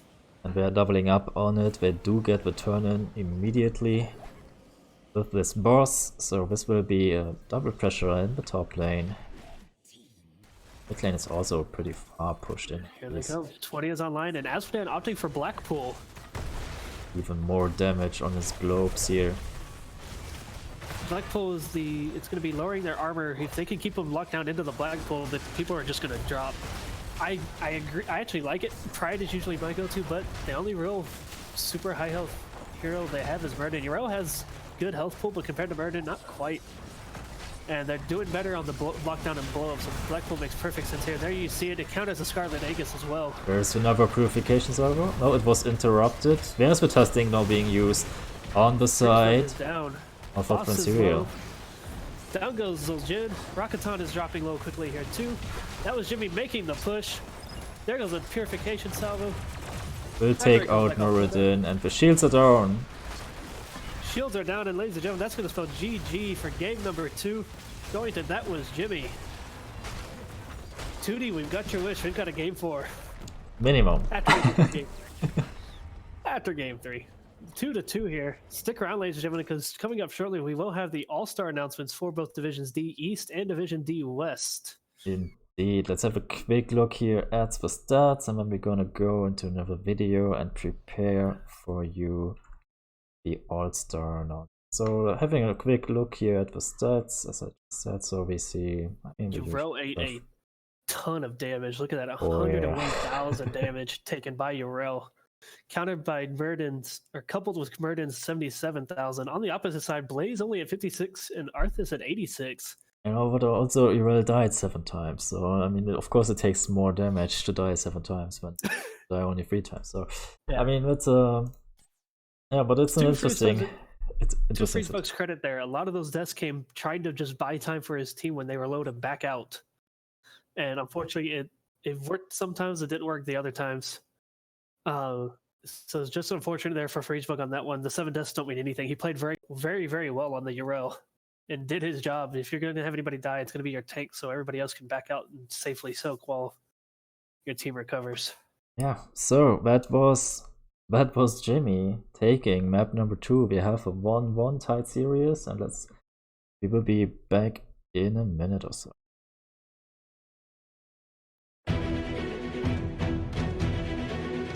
We got that was Jimmy on the blue team, Water Snake on that Alexstrasza, Everstorm on the Uriel, Hit Dog on that Cassia, Pitchlock on the ETC, Bridge Keeper on that Hanzo. Level 16 acquired, but here comes the Sabo coming out, and Grace gets just completely blown up.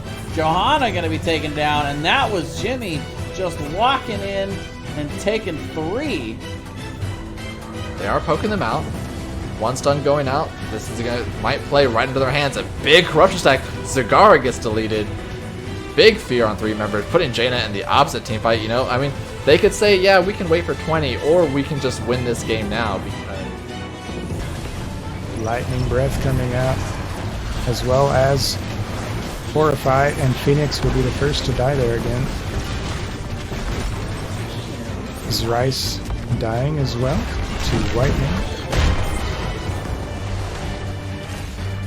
And Jaina losing her life as Spork tries to get out, but he's slowed basically everything unloaded onto Diablo. Big finder, that is a Pyro. Arthas will actually just rip Syndragosa into Scam. That's actually a really nice combo. Wit's trying to go in here, but dang, they're just going to get cleaned up. Don't have the level 10s. Can they make it 4? They just might. Indeed, it is. They start out 4-0. Season 4 at Lubu, and yep, that was Jimmy. And that's GG. But that was Jimmy winning game 1.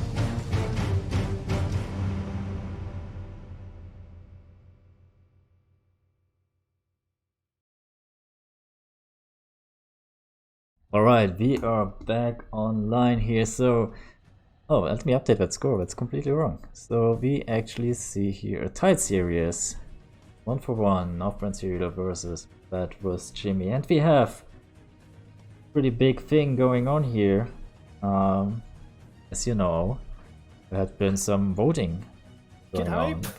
for people who played exceptionally well, or memorable at least, to be voted to be the All-Stars of their division. And we have divided it in the All-Stars of the Eastern Division and the All-Stars of the Western Division.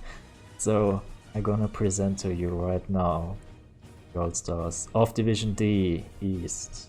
Here we go. Alright, you can see, we'll just go through the first ones here. So, congratulations to David of Zuljin Distillery being voted for the most valuable tank. We see Sailor Sky making a cut here for the Front Vikings on the support role. We have Fackle Winky for Wood League on the assassin role, tied with my beloved co-caster Mystic on Calculated Throw. And we have and we have on the, what is that? Is that offlane specialist flex, whatever is left role? Alan Hicks from Team Lou. So congratulations to you 5 guys for making it here into the #1 spot of the MVPs. And yeah, so I think there was some chatter going on in Discord that some people wanted to make a MVP game or an All-Star game, so I'm looking forward to that. I already offered my mic. I know Division D East is like 2 people away from getting one scheduled. Nice. Alright, so and then now let's move into the All-Stars of the West. Yeah, so give it to us. It's grabbing the #1 tank spot in the All-Star voting from Division West. From Unicorns United, we have Vardic. On support, from Mildly Interesting, we have Magnus Opus. Tied for #1 in the DPS spot, we have from Lightly Salted, Wafflecopter, and Mad Buddha taking the other one there from Off-Brand Cereal. And from the off-lane support flex, whatever is left category, as 2D so elegantly called it, we have from Rainbow Spectrum, B-Med, yeah, we'll go with that. B-Med who, I don't know how to say the last part. B-Med, give me shit all you want in chat, let's do it. We got the teams in, we are setting captains, making sure it's ready to roll. Yeah, so Mad Buddha actually one of the players who is here tonight in our finals, and he got switched in again. What was his name? Cute Friend? Looks like for Cute Friend, yes.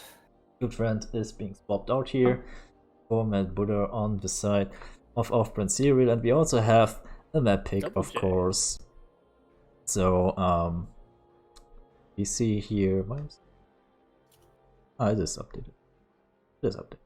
Alright, so we now see the pick of Towers of Doom. We also have, sorry to interrupt, we also have Double J coming in for Rakatan. Alright, so we have Towers of Doom, now the map choice of that was Jimmy. So Off-Brand Serial, they are playing the ball back and they're saying, okay, we want first pick in draft again. We don't give you that. And yeah, so I still think it's an interesting choice to go for the first pick. But yeah, so we are ready. Oh, somebody dropped here. Pidgeluck has disappeared. Oh no. The pigeon has landed, or rather taken off. so we will wait that there. Congratulations to everybody that made the All-Star list. Yeah, indeed. D-East, I'm proud of all of y'all. I can show very it good again. choices there. United D-West, no surprise to see Off-Brand Serial filling that board up all over the place. They've rightfully earned it with the way they've played this season. So congrats to everybody. Let's see if we can't get a Division D All-Star game scheduled somehow. Or at least something fun.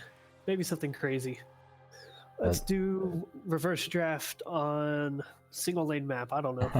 Something crazy.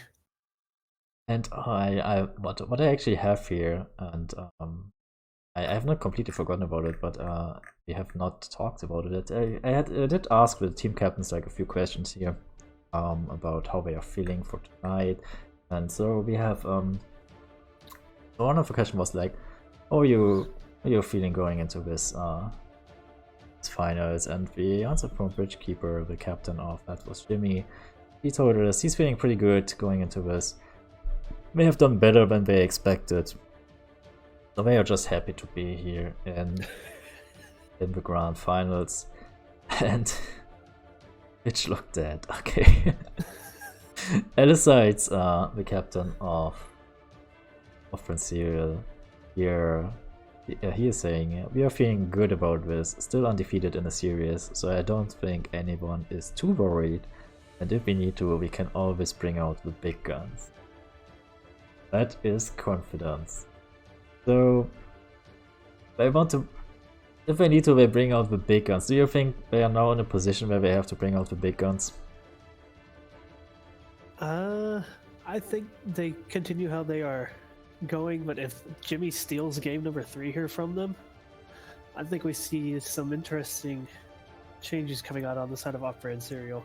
Because then it'll be interesting to see if Jimmy can take a 2-1 lead, how Off-Brand does react. Off-Brand is, of course, with the way the season was run, has never been down in a series.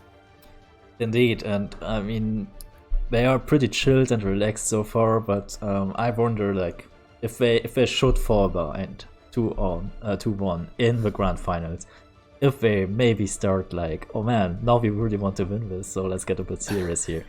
But I think that both teams are ready. We double check the settings, everything is good. Tootie, are you ready? I'm ready. I am ready for it. Chat, are you ready? We are going into game number 3 of the grand finals here in Division. Doesn't matter if you aren't ready, chat. You're doing it anyways. Get hype, ladies and gentlemen. Game 3. We are for sure going to have a game 4. And if more than likely, very possible a game 5 the way these teams are playing. So let's get hype. Ladies and gentlemen, here we go. Game number 2. I'm going to say the same thing over and over again. The draft starts. So, game number 3. I'm sorry. That was Jimmy. They chose the map. They had been forced to choose the map. They did go to Towers of Doom. So the first pick and ban will be on the side of Off-Brand Serial. They stick to the Diablo ban. That was Jimmy. And the Tyrande ban also now being locked in the second time on the side of Off-Brand Serial. And there goes the Asmodon. He's being taken out. Let's not do that again.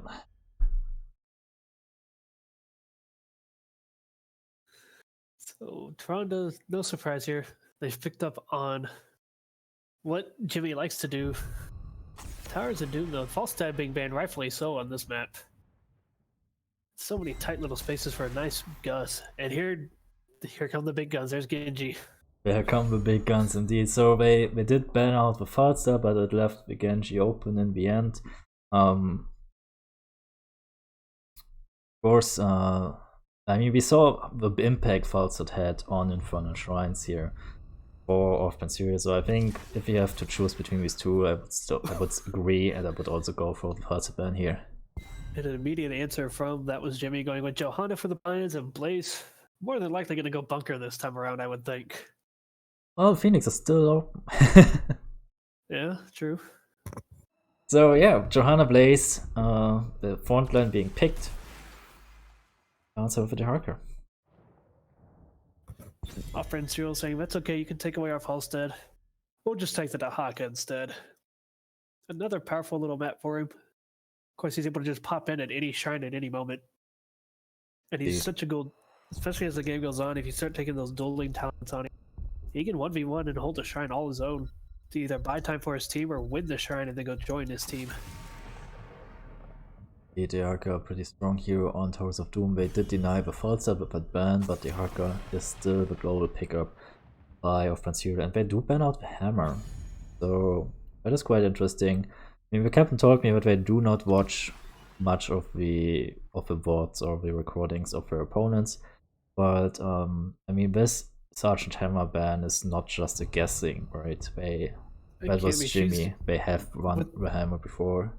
And with that front line on a map where Hammer can just kind of siege up almost, at least on the top shrine, she can siege up literally right up, hit one of the points. And here we see the first Kerrigan. Finally. Kerrigan Whitemane. So some good lockdown. I do expect the Whitemane to take the route on this comp. Come up with the Blaze and the Joe. Yeah, but there's already some CC going on with Johanna and Blaze. The White Man root would certainly not harm either. Kerrigan White made a very powerful little duo. The right environment for Kerrigan. Fine. Gold and Tyrael, I like that. Tyrael is something you don't see too often in the lower divisions, so I'm really curious to see Tyrael here go down with the fear. So that is some pretty good panic buttons on the side of Plancereal if Kerrigan is becoming too dangerous. Yeah, and that sanctification is going to be saved for when the Kerrigan dies in there. Something else to take note: if a Gul'dan gets a good fear in one of those choke points, and Tyrael has, I believe it's his level 13. The name escapes me, but the one where he can create a zone with his sword, Holy Ground. Yes. Yeah. You get a good fear and zone out the rest of the team with a Holy Ground. Whoever gets feared by that Gul'dan's going down. No questions asked. So that was Jimmy. They pick up another CC here. You can see how often I deal with Tyrael. I don't know the names of his stuff. I know he has a big protection circle and the other circle. Circles everywhere. And Thrall coming out from that was Jimmy. You think we'll see Earthquake or do you think we'll see Sunder? Oh. With that Kerrigan. I would go Sunder, I think, just to keep the CC chain going there. Yeah. So, ladies and gentlemen, we've got our draft here. Let us know in chat who you think is going to win game number.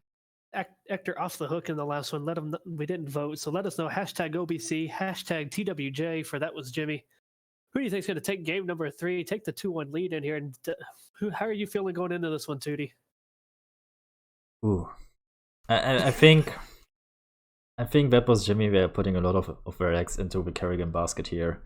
If the Kerrigan can shine, it will be their game. So I think it'll all depends on the shoulders of Hit Dog. 867. Who is playing the Kerrigan? Richkeeper on Thrall, Pitchlock on Johanna, Watersnake, Whitemane, and Everstorm on the Blaze. On the side of off-brand cereal, we've got Freezebug on the Dahaka, Buddha on the Genji, Alicite on the Gul'dan, and we have a pause. Alright. Pitchlock seems to be having some issues. We got Mr. Dr. Patrick going to be on the Tyrael, and Double J on the Deckard Cain. At least the pause happened before the game got going. Yep. Means I cannot forget to switch scenes because I will just stay here as we are. Nothing to see here anyways. Yeah.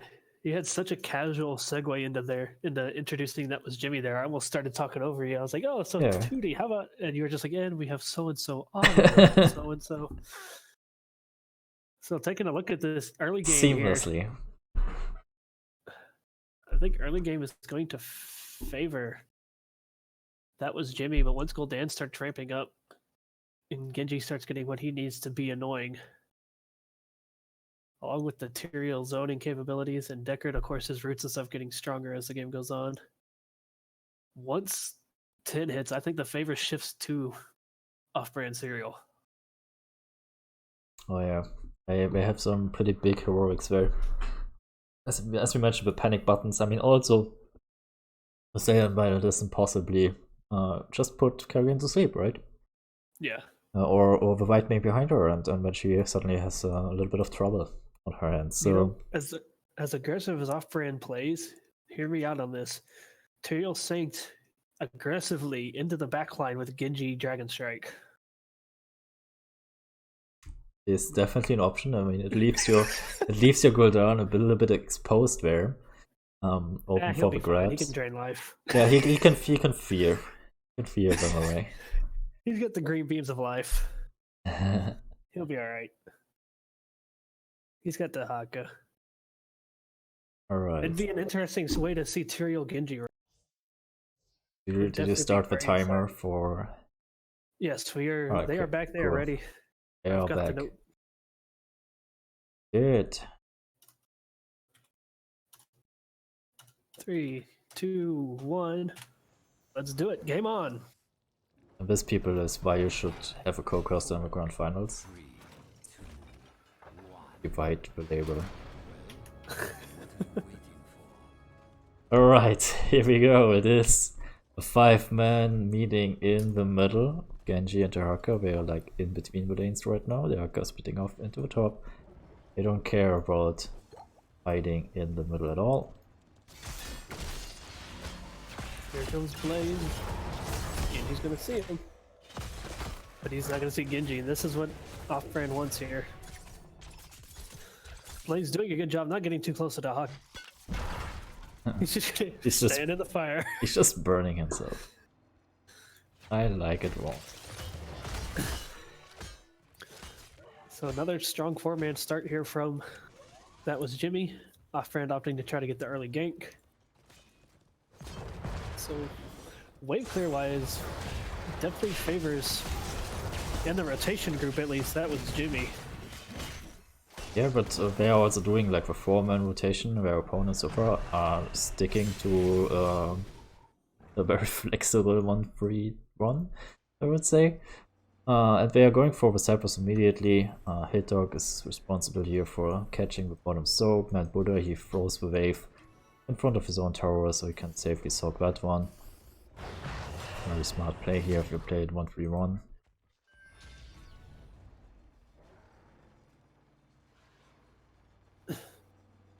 Blaze and Dehaka is always an interesting one to watch early on. Neither of them really have to start. And Blaze, of course, has the option to make his fire be more fiery. And Dehaka, of course, has that very strong bruiser build based on his trait essence. And with that little damage they trade off on each other, Dehaka starts to pull away later on.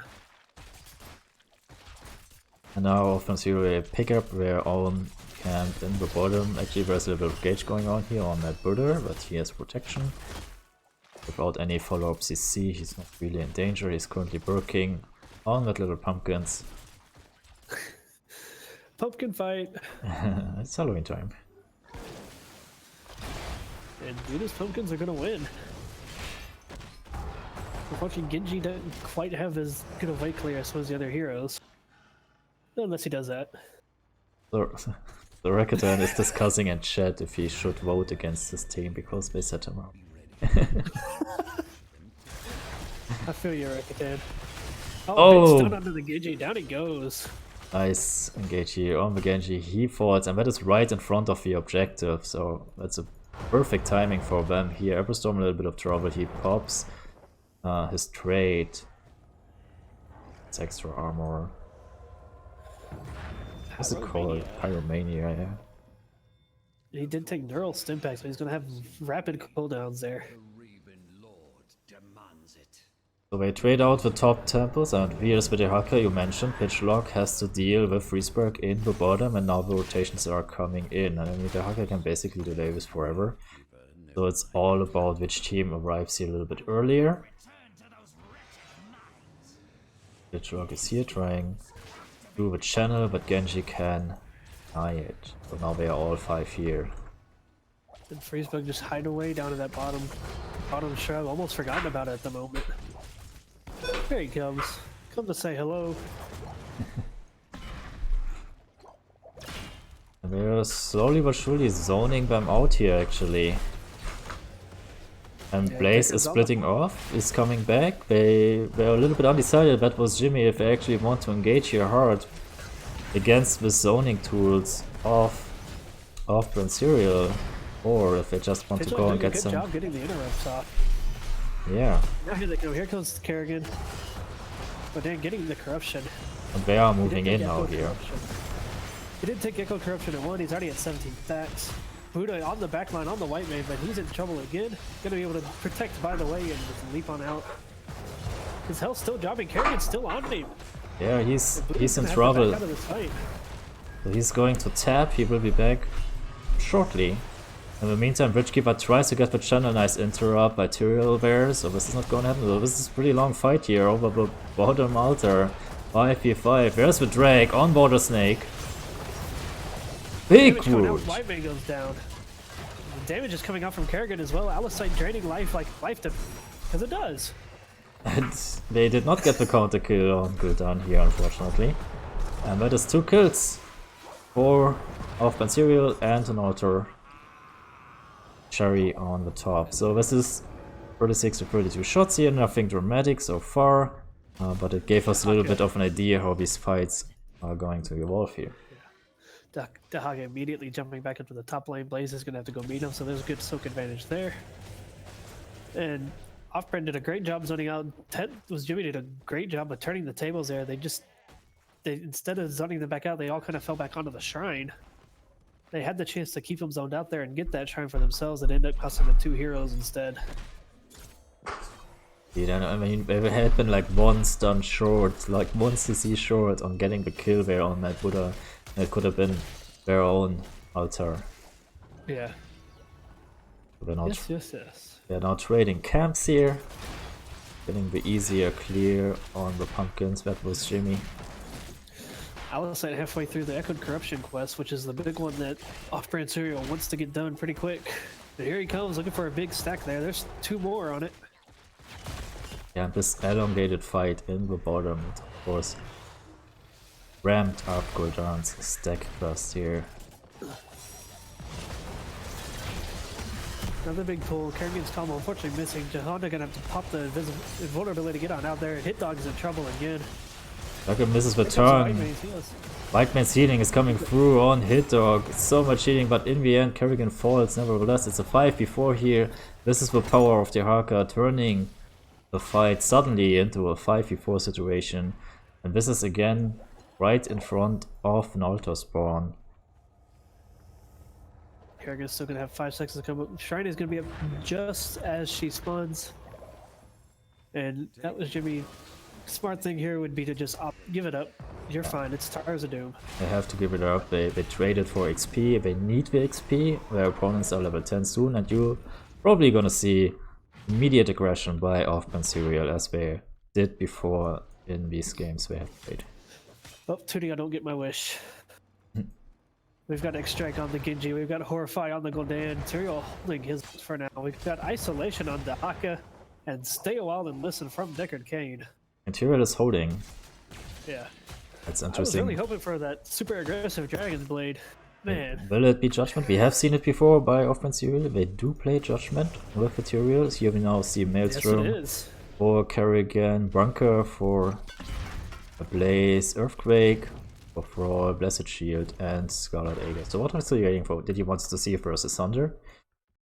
Because you picked it before, Bunker. Did not care about that one. Yeah. Judgment is coming out. Oh, there's this charge! And that's an immediate blow up on Hit Dog even before he can do anything. But Dr. Patrick right behind. Big sleep from Deckard. Very well done. That is the disengaging tool we have talked about before. There's now a tongue on pitch lock, but he drops the Iron Skin. Gets back to his own towers, drags the Haka back. There's the second panic button now inside the fear of Gul'dan. And second disengage works so smoothly. Gul'dan up to 34 stacks. Thrall at 14 on the Crash Lightning. Already 14 stacks on Crash Lightning. That's pretty good here 8 minutes in. Of course, Crash Lightning is the one you have to hit at least 2 heroes with Chain Lightning. Drawn out fights. Favoring Gul'dan because he does get the better power spike. But Crash Lightning's damage ramps up pretty well the longer this game goes on. And they have, you know, the 5v5 over the bottom altar. Both camps have been picked up, so no particular advantage for either team here. Same talent here. So Dr. Patrick, he sits in the bush. He will have a judgment in 2 seconds. Here, there it is. It is available. Bunker had been used already. Maelstrom being used as well. There's the jump now on Mr. Dr. Patrick. Mr. Dr. Patrick falls. Without judgment being used here, but passive, not getting any value. And we have a 5v4 right now. Best passive in the game, Tyrael. So now, Dahaka getting another big drag down Pidgeot. He's gonna have to blow Iron again. And Buddha trying to finish him off, but the altar does go in favor of that was Jimmy, and they're gonna keep pushing, rightfully so. They do get some structure damage here in the front wall. They get themselves 2 towers, so evening up in experience and getting a little bit closer in core shots too. Yeah. And of course, bottom lane is the priority on this map. Being able to push 3 to 6 sappers in the lane while objectives are going is a huge advantage. And the Jet likes the judgment. Judgment! This is Offbrand Serial for you. you want to see more of this, watch Division D next season. Or see where they end up. Oh, someone would do it. I could see both these teams easily moving up into Division C. I'm gonna play Division D next year and play only Tyrael, only Judge. You're hired, Tootie. Yes! I'm kicking half my team out with you. Half your team, because all you need is a Tyrael Judgment. We'll run Judgment, Tyrael, and Diva all season long. You heard it here first. Be an interesting combo. Probably guarantee you a pick if you do it right. Let's see what's going on here. Oh, Varus now engage on Tyrael. He cannot Judgment out of this one. Oh, can he actually? Yes, he can. Water Snake with a self-heal stays alive against Mad Buddha. And I mean, Whiteman is such a nice pick against heroes who need their resets. Yeah, but White now completely drained of mana. That's the one downside of Q-Build. It's got the burst, it's got the shields, but it will chew through your mana incredibly fast. She's gonna grab a drink, and I'd like to see both teams just trade it out here. Blaze getting a little brave. Opting not to. And that's exactly what these teams are gonna do here. They're trading it out. They have traded out heroics before with no kills. 4-2 so far in favor of Offbrand Serial. No structural advantage. Both teams immediately heading south to the camps. So both teams on the same page here. Of course, Towers is one of those maps. Always so fun to watch. A lot of people don't say they don't like it, but from a competitive standpoint, it's always, to me, so fun to watch because you can have that one team that's playing so well, then you have that late game team that comes online down 28-4 on the shrines and they win. It's definitely one of those, it's not over till that last shrine is captured. Indeed, it's Towers of Doom is the comeback map. It's not over until it's over. We have seen the craziest things here. In NGS, in HGC, wherever you look, it's just the best. I really love this map. It's my favorite map, just because of that. Definitely a big fan of this one here. Blaze is talking top to Hako waddling there. And he waddled away. Yeah, the Haka plays double soaking top and mid, while the rest is fighting at 4v4 in the bottom. And they are trying, both teams trying to get the pick continuously here on the opponent, but they're both very much on guard to not let that one happen. I mean, we saw that crazy judgment out of a bad situation in the top, and then suddenly Mad Buddha was a little bit deep while Whitemane healed herself up, so it's a back and forth here in these team fights itself. But so far, no team really getting the better hand over the other. Got a triple shrine going here. Dahaka's still soaking, so Blaze is going to have the time to grab his and go bother Dahaka if he's quick enough. Indeed. Here he goes. Or he could also go just into the bottom, make it a 5v4 and try to win the fight here, get some extra kills on top of it. But Dahaka will be borrowing in, so it will be a 5v4 for a very short while. Dahaka is borrowing in here right into the middle. Gets the Dragon Kerrigan, but gets immediately stunned out by the Blaze. Big fight emerging here. Bunker is on the floor. Everything is blown. Every ultimate has already been used. Except for Judgment, which comes online right now, but Dahaka is dead already. Tyrael falls to passive. No kill there. No, but Genji gets the kill on Kerrigan, resetting onto the Blaze there, and it's right back to a 3v3, but Mad Buddha is seriously low. He's still going for it. He's looking for Bridgekeeper. And Decker can keep him in this. Both keeps are pretty bruised, but Water Snake also has her mana still available, so she can keep her team up against burst or sustain damage if needed. Both teams seem to wait for the respawn here. The tunnel is available. You see Decker tossing the potions there too as well. Dahaka is online, Tyrael is back, everybody is back on the floor. But as I said a few seconds earlier, for Offbrand Serial. And they're not doing their camp. Doing the best out of this time, so here they do grab the camp, but it is still a 5v5 fight here. There comes the initiate by Everstorm on Gul'dan. He drops low, but he will be kept alive by Deckard. This is such a good- tense moment. Good call on. Oh, there's the judgment again onto the thrall, and he goes down immediately. Oh, Kerrigan gets into the bunker before the poison kills her, but she dies afterwards anyways. Everstorm gets a big stun off, but dies in the end too. And that is a 3 for nothing for off-brand Serial with a judgment initiation here. And now they're gonna be stealing. That was Jimmy's camp as well. We're gonna be walking sappers in here nice and easily. And of course, the ones they're stealing will be walking in the back, straight into that fort. Oh, take that back. I'm an idiot. They're gonna go the front because they were stolen. No, very, very nice engagement on to the thrall there from the judgment, and Genji and Gul'dan immediately following up on it. And this is gonna be a 4 tier for off-brand Serial, and it's such an important fort on Towers of Doom. This one is the one which wins you the game. Yeah, pointing out Judgment is definitely one of the shortest cooldowns in the fights that are going on here. It was used in the first one and in the second one. Well, most if not all of that was Jimmy's ults. There's a shield being used. There's the big CC chain here. Gul'dan falls. Double J cannot save him here. Everstorm coming from the back. We're looking for more. There's the extract on Water Snake, and Whiteman falls. Such an important counter kill here being performed by Mad Buddha. The fort is now converted, is helping out. Are they still trying to defend this? A 4v3 here. Deharka is now available to borrow in. He Hearthstoned right now, and he will be here in the backline. Freespark is coming in. There's the judgment.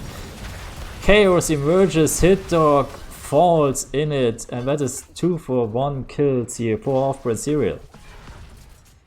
I really like how Off-brand's using the Deckard. He's staying close to Gul'dan, keeping those cooldowns low, and he's just dropping the potions in the back, and the Hawk and Tyrael just rotating in and out, picking those up. Buddha doing it as well on the Genji. Just making good use of rotating who's taking the damage there. As Deckard doesn't counter burst very well, but if you can split the damage being taken, he can keep that team up almost indefinitely. Indeed, Bridgekeeper and Pitcher were trying to convert this tower back, but it will be too late. There's the first channel, there's the second channel. That is 10 shots on the core of that was Jimmy, and we are sitting at 6 core health right now, and this is dangerously low.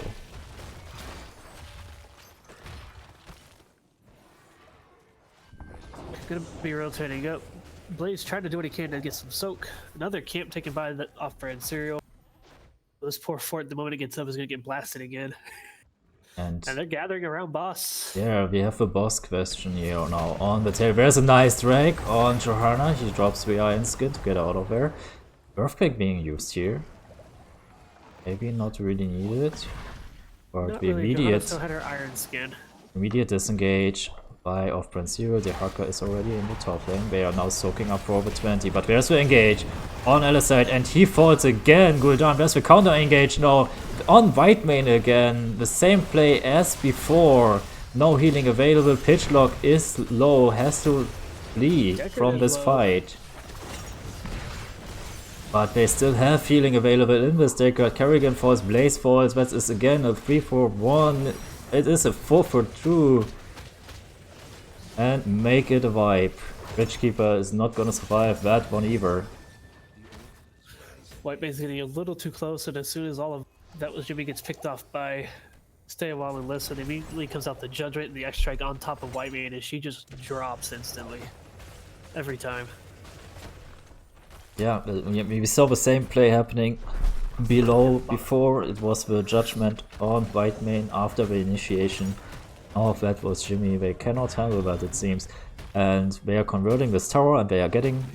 Oh no, they want to convert another. They want to end here immediately by converting these 2 towers and getting 6 core shots in. And they have the time to do it. The Haka's already there waiting. He's starting the channel. Tyrion's going to be taking the bottom one. That is going to be it. Here comes the Haka finishing the channel. Game number 3 going to off-brand Serial. Provided we did our math right. GG's, come out. There we go. 2-1 off-brand Serial as we prep up for game number 4. They're bringing out the big guns. This means judgment. Brought out the big guns, which means Jimmy gave him enough of a fight to warrant it. Alright, so 2-for-1 for off-brand Serial. We have a look here at the stats, quick look. So we were gonna have another short break here, and then we're gonna be ready for game number 4, right? Yeah. Yes, game number Alright. 4.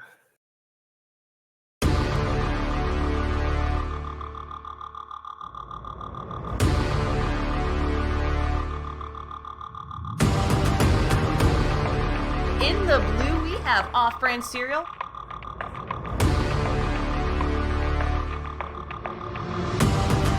We're going to see Cute Friend on the white main, Double J on ETC, Breezebug on the Muradin, Alicite is going to be on the lead main, and False Element will be played by Mad Buddha.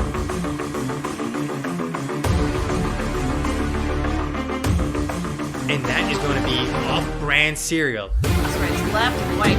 The Gus into the mosh, followed by the Disintegrate, but Falstad ends up falling to Jaina on the back of the field, though. Going to give his life. Blaze going to fall as well, dropping 20-some odd gems in the process, and Asban is surely... We are seeing, once again, a ton of damage coming down onto Artanis. Planet Smackers as this Webweaver and the rest of Opera and Serial continue to assault this fort. Gus came out from Falstad, pushing the members of Planet Members just ever so closer to off-brand Serial, and a full team point ends up being the result. And this fort, falling fast here, Tyro. And I feel like Raven gets maybe one additional really good dunk, most of off-brand Serial won't be able to fight. But the Gus forced into a corner. Breezebug, though, taking a ton of damage. Banringer trying to get out. Decker King's going to fall. The Mosh keeps Planet Smashers around, and with the Disintegrate along with False that damage, 3 more members of Planet Smashers fall here. And that is another 3 kills. Boss is still up, still looking healthy, and this is going to be GG. Less than 11 minutes, and they're going to win this game. Looking unstoppable off-brand cereal.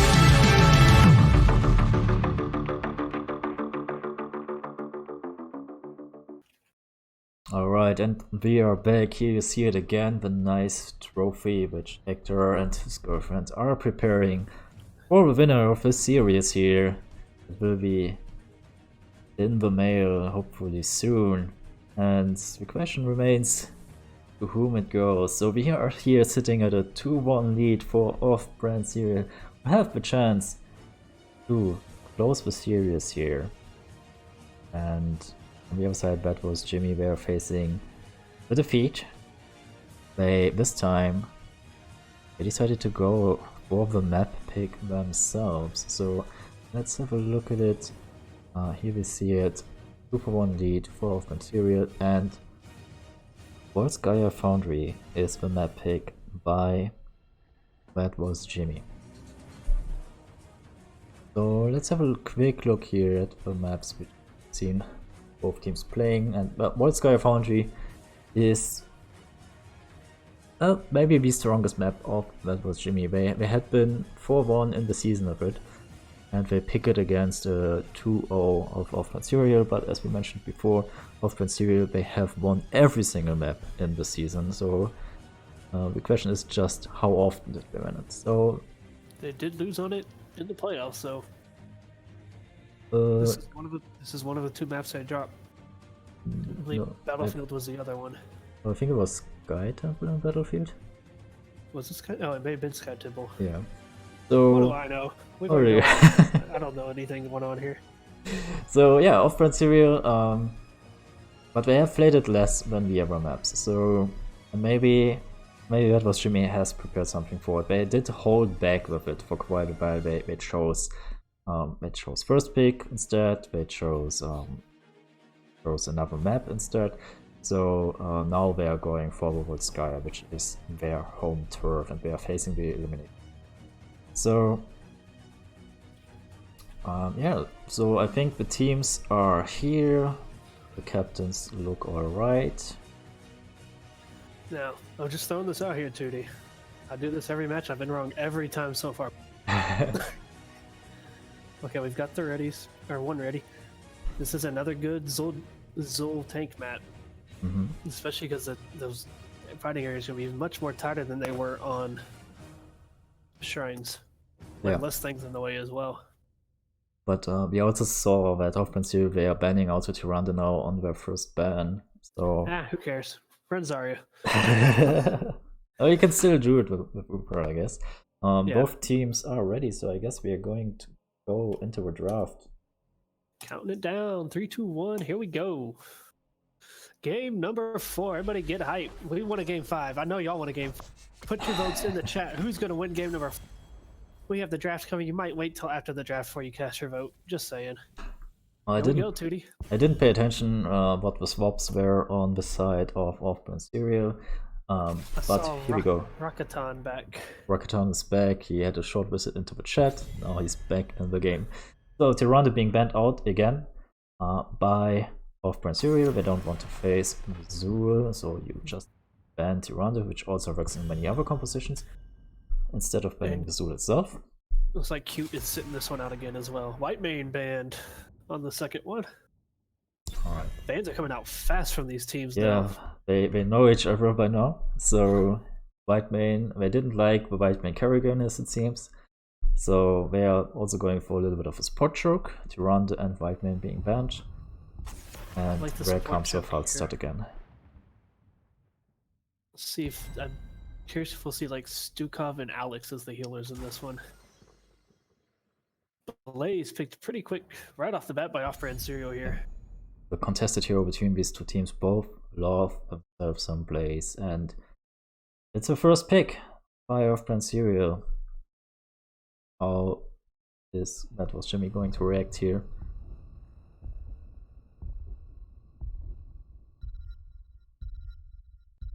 Taking their time here. They must be thinking something over. Yorel and Alex Straza. Oh, that concerns me. Genji made it. Yes. Yeah, Genji makes it through here. The Phoenix and the Deckard so far. I'm not sure if that was Jimmy actually has a Genji player on the side. Maybe they just also not play it against the Blaze, but they have the option of banning him right here, right now. Something else that wouldn't surprise me from off-brand cereal that I've seen them. Yeah, right now they've got a good setup for the Kel'Thuzad. So let's see the Jaina ban. Jaina and Phoenix, I guess they work together pretty well. And it's a Genji ban on the side of off-brand cereal. Kel'Thuzad's coming. It looks like it, but that was Jimmy. They not playing the Genji. They could pick it themselves here. That was Jimmy if they fear the Kel'Thuzad. What else is there? I don't know. I don't think I've seen them run Kel'Thuzad. I have seen it from the other Garrosh and Tychus. Like that. We get our first Garrosh tonight. That's an odd placement for a Tychus pick. I mean, you don't see the enemy tank yet. I mean, I guess okay, Tychus is good against any tank, of course, but is Tychus needed at this point? I don't think so, unless you're just really looking to just burn through Blaze in his bunker really fast. Greymane and Leoric. Oh, I gotta quit making guesses here, man. I get every one of them. That's no fun. Blaze main tank, that means. That's something we haven't seen in a while, so. Zagara. Oh my god. Both teams bringing out the big guns here.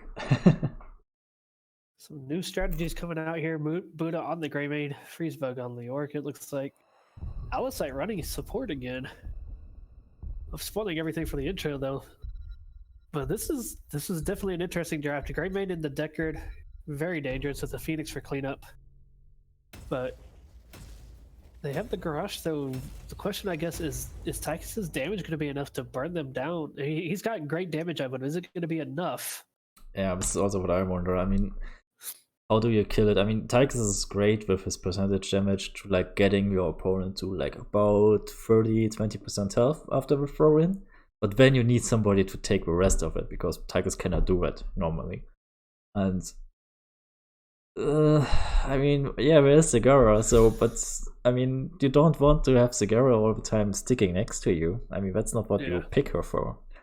The only other thing I can think of is they're looking for some early game picks with the Aurel Garrosh combo, getting Aurel to make a smack back, and Garrosh tossing him over the gate. I don't think Off-Brand will be falling for that, though. But that is another interesting pair there, the Aurel and Garrosh. They can definitely isolate a hero quite a ways away from their team. Unless it is a Leoric. Yeah, Leoric's not going to get blocked out. Phoenix isn't going to get blocked out unless you get a good stun. Alright, it's time for introductions. We have Pitchlock and his first little creep here in the top lane on Zagara, Water Snake on Alexstrasza, Bridgekeeper playing with Garrosh, Hit Dog on Tychus, and Urel is being played by Everstorm in the bot lane. Hard to give away half of Off-Brand Serum. We have Alicite on Decker, Freezebug on the York, Mr. Dr. Patrick on the Phoenix, Mad Buddha running the Greymane, and Rakatan on the Blaze.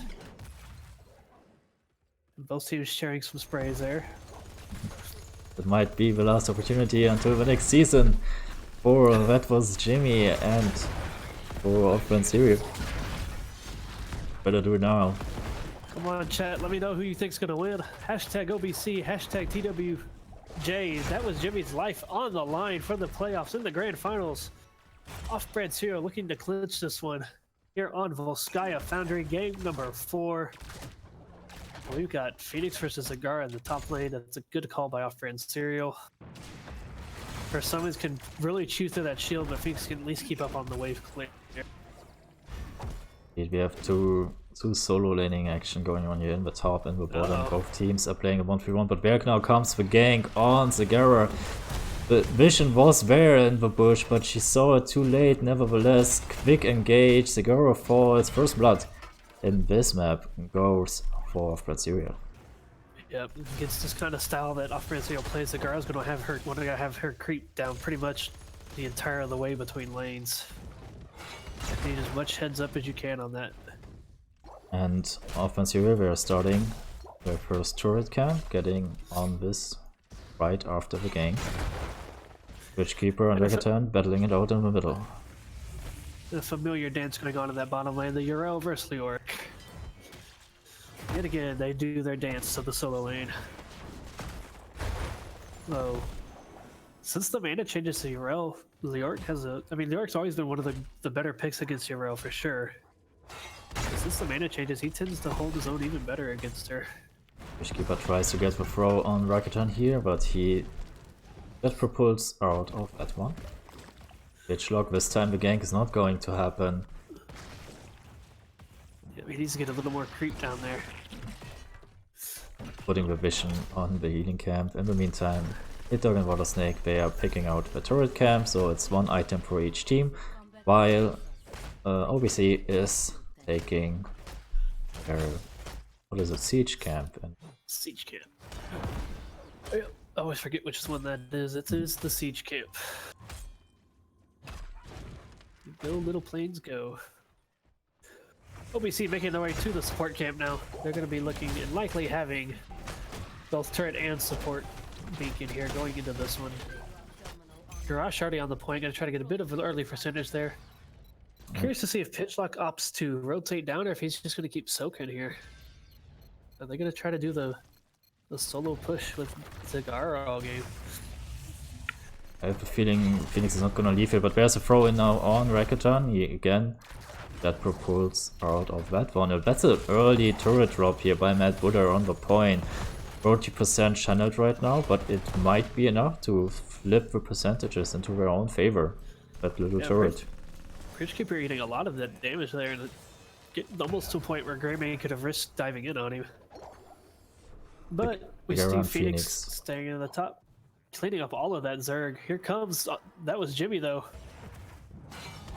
There's the stun. Mr. Dr. Patrick. Oh, there was the minion in the way. Bridgekeeper barely missing on the throw here. That would have been with that off Mr. Dr. Patrick if the minions didn't come in for the save.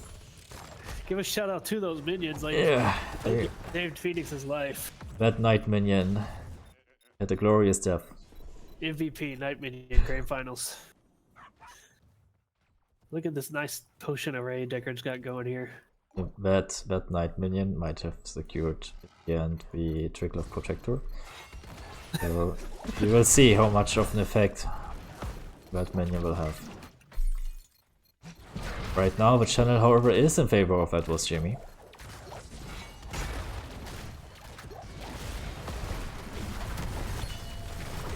Gera is keeping the top lane busy. Phoenix is not able to leave her yet. I mean, he could, but it gives Gera a free push. There's the Dragon Queen. Popped. Rush still going down though. Buddha getting very low. Gonna have to back out, drink those potions. Water Snake is low. Have to gust the people away.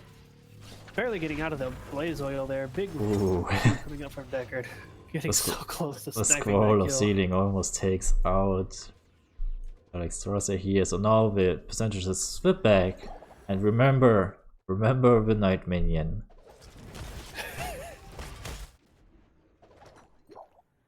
So off-brand Serial getting... That was Jimmy's turret camp. Everstorm doing what he can to stall here. But he's all alone. Here comes the team. Zagara still in the top. I mean, this would be the best time to make this a 5v4.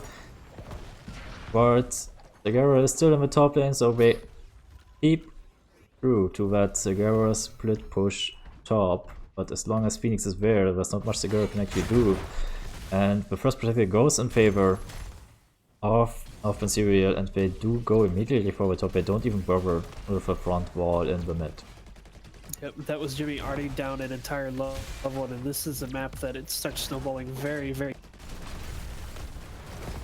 You get so much keep and for entire damage coming from this objective. Indeed, Hitdog trying to clean out this as good as possible. Witchkeeper tanking the damage of Protector. Actually, Zagara falls in the bot lane. There is some aggression going on here by Elasticite and Mad Buddha, Everstorm, and Zagara had been defending there. Nice little split pressure going on here by off-brand Serial in a 3-2 split.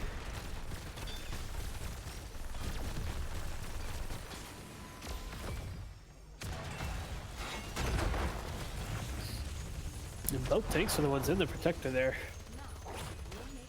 Which explains the point of the split push. They don't want everybody getting picked off on there. So very well done by off-brand Serial. Yep, smart decision here. Jimmy on their heels pretty early here on this one. It's always a good idea to put double pressure on your opponent, to do things a little bit different. Bunker gonna be saving Blaze there. Here comes the purification. Now goes Bunker's saving Blaze, and he's just gonna keep chewing away at those towers there with it. Rockaton was down to like a quarter of his health. 10's now on line 4. That was Jimmy. Off-brand Serial opting for Stay a While and Listen. With the March of the Black King, Purification Salvo as we see go for the throat from the Grey May, playing the cleanup duty here, and Bunker drop from Blaze. And over the other side, we see the taunt on Garrosh. We see Nidus Network actually on this rather small map by Zagara. Cleansing Flame, Ardent Defender, and Tychus is holding right now. Debating his options with this team probably. We could see Odin, we could see Laser. They're both viable, I think, on this map. In the end, it is the Odin. I like it. I wonder how effective Laser would have been if you could drop it on the Greymane. There's a big fight here now over the camp. It's a 4v5 because Greymane is not here. Mr. Dr. Patrick barely makes it out of there, but do they get a kill here in the end? They don't. They do win the item and they do burn one of their opponent's items, so it is a win for that was Jimmy, even though they do not get the kill here. Dragon Queen, however, had been used. We will see if it will be back for the next objective. Yeah, Dragon Queen, a huge thing to lose there, but at the same time, that was Jimmy does not want to fall behind any more kills, but Odin being jumped on really quick. Hit Dog dropping fast, Bridgekeeper dropping even faster, down he goes. And that Big was sleep there, and Tychus is going to default as well. Buddha's stuck behind the gate. That was a nice re-engage. It was a nice re-engage by off-brand Serial. They waited out the Dragon Queen, they waited out the Tychus, Odin, and then they immediately engaged and jumped upon them. 2-for-1 kills because Greymane was on the other side of the wall, or on the wrong side of the wall. But it could have been a 2-for-1 for nothing. A little bit of luck here for that was Jimmy, that they do get at least one kill out of this. And unfortunately, so far, the Knight is pushing, not getting any any bonus XP here for that was Jimmy. Almost seems like maybe with this one you should have opted to take team fight style Zagara and get that ball and perhaps Greymane and Blaze take out two big engagement heroes. I mean, we talked about it before. Tychus can get people low, but he cannot close out the kills, so probably needs Zagara sooner or later in the team fights anyways. But I'm not really happy with the Nidus network here. I get the idea. Phoenix had been opposing Zagara in her lane all the time, so she wants to get some extra mobility, so that cannot happen. But I think at some point you need to also win some team fights. Yeah, both teams are 13. Operators are going to keep poking away. Deckard up there dancing back and forth on top of the objective there. Looks like he was going to go try to clean up some minions. Nice throw in here on the Phoenix. He's dead. Very nice kill. Zagara doing some work in the bottom lane now, especially with her main counter taken out of the fight. Shannon, however, is in favor of Offering Serial. We got 64-65% here. Look at the bot lane, Pitchlock. He's getting jumped again by Rakuten and Mad Buddha. The split pressure by these two is absolutely on point. They do find themselves a kill. In the meantime, the fight in the top did not continue. Zagara's Nidus from a little too far away from safety there.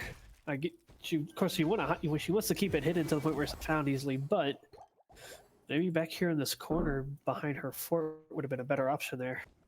Yeah, Zagara needs to be... At the same time, she only had one Nidus network up, so she didn't really have anywhere to go with it. Offering Serial, they have a good feeling for when to re-engage on a fight or when to pressure somewhere else when they have lost a fight or a member of their team. They still get some value out of it in some fashion. And then you see Zagara dropping a Nidus this time. She is coming up to open the team fight. So here comes Zerg Lady on her way up. 5v5 this time. Big engage from Blaze, dropping everything. Down goes Bunker. Superhero landing from the Protector. And immediately Leo is in it. That's going to be enough to sway this fight. And Jimmy just needs to get out of there. Odin is being used. Dragon Queen is being used as well. They have to disengage somehow. Irel is absorbing, but they are not thinking about disengaging. They're trying to get the kill on Mad Buddha actually. Everstorm is falling solo. Arm Defender had been used. He's down to 70 hit points. Bridgekeeper now then trouble. He should drop his turret just to be safe here. He did. There's the Unstoppable. He still goes down. And that is one kill in favor of Offensive. How much can they get out of that one? Yeah. Everstorm dropping so low and Garage deciding to get in there and make falling himself. They did buy them a lot of time on that Protector, but I don't think it's going to be enough to save this keep. And Opera's going to have... Oh, it's going to be close. We have the numbers though. It's going to be the top lane pushing in hard with the next objective coming in the bottom. And Opera may even be looking to end here as they keep pushing in. They're finally opting to back out. They do have a 16 advantage over their opponent.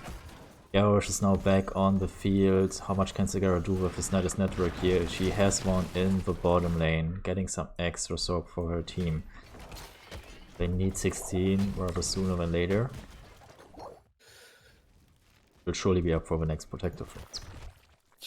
Yeah, Zagara needs to think about an early rotations to get a Nidus network in another lane before this objective comes up bottom. At this point, Nidus might be enough. She does have the level 1 infest there. Those range minions getting a little more value. How much damage are those things getting right now? Effective found the Nidus in the bottom, so that's not available for Zagara anymore. Half a level is needed for that was Jimmy. Get an even talent fight here on their opponents, but there is already the invade on the turret camp. The 5v5 situation after Zagara and Lyric get in here. Zagara, when she's buffing those archers, is sitting at about a 70% buff right now. 71. 72. He's up there cleaning up top lane, Pitchlock doing what he can with it. Off-brand Zero just keeping up the aggression, keeping those camps in their favor.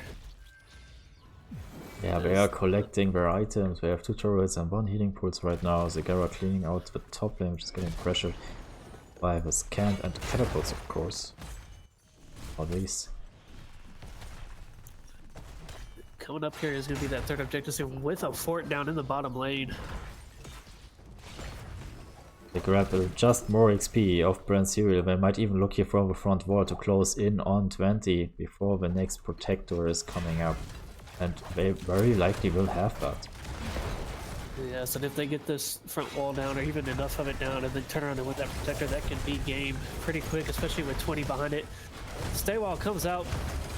That was Jimmy falling back, but down goes Alex, and this fight's just going to carry on in the favor of off-brand Serial. Bridgekeeper is next. King is getting nice value here for Freesburg, and that is 2 people dead on the side of that was Jimmy. Mad Buddha now working on the skip. They are gonna get the skip, it's gonna secure them 20, and this will be at least the protector for them. Or are they even looking for core here? Freesburg getting a little low though. They're gonna have to back out here. Rightfully so, protector is up. So that was Jimmy. They are getting 1 more fight over the next protector. It is down 20, but they have to take it. They cannot just give up this protector, because then they have to defend also against 20 and the protector, and it will surely be core. So they have to take another fight here against heroics, against storm talents of their opponents. They have to wait for Garrosh, of course. Alright, that was Jimmy fans. Give them your support. This is great for their life. Playoff. As that objective creeps up towards 33%, 37%, here they come. Zagara is in the top lane. Zagara, they need you. It looks like they don't really want to fight for this one, and I'm not sure that's the right decision. They have to. I mean, it sucks, but you have to do it. Water Snake is now being thrown out by Garrosh, uses Cleansing Flame. Doesn't matter, Irel falls already. Down they go, and off-brand is just going to keep pushing in. Zagara back now, but it's a little too late. They needed her there at the team fight. And that is 3 members dead, and now off-brand Serial, they are marching towards the core. They are marching to become the Division D champions here. Shields are down. 50% left on it. Only 40% away from closing out the series, from winning Division D. Pitchlock falls, it doesn't really matter. Mad Buddha working on the core. Congratulations to Off-brand Serial. GG is no game 5 here, ladies and gentlemen. Very well played series though. But Off-brand Serial pulling out the big guns there, taking it to that was Jimmy there in games 3 and 4. And taking the series 3-1. We have our champions, Off-brand Serial. Tootie, entertain the guests. I'm going to see if I can get somebody from Off-brand in here for us. So, we saw the stats, we saw the talents. We are waiting here for a little bit of an interview time with Off-brand Serial. And yeah, I hope you guys enjoyed the series and the serial with me. It was an absolute blast casting so many games for Division D, also in the playoffs together with Mystic here.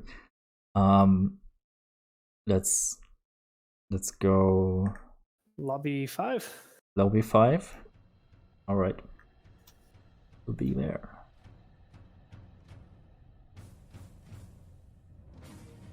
All right, I'm here. Awesome.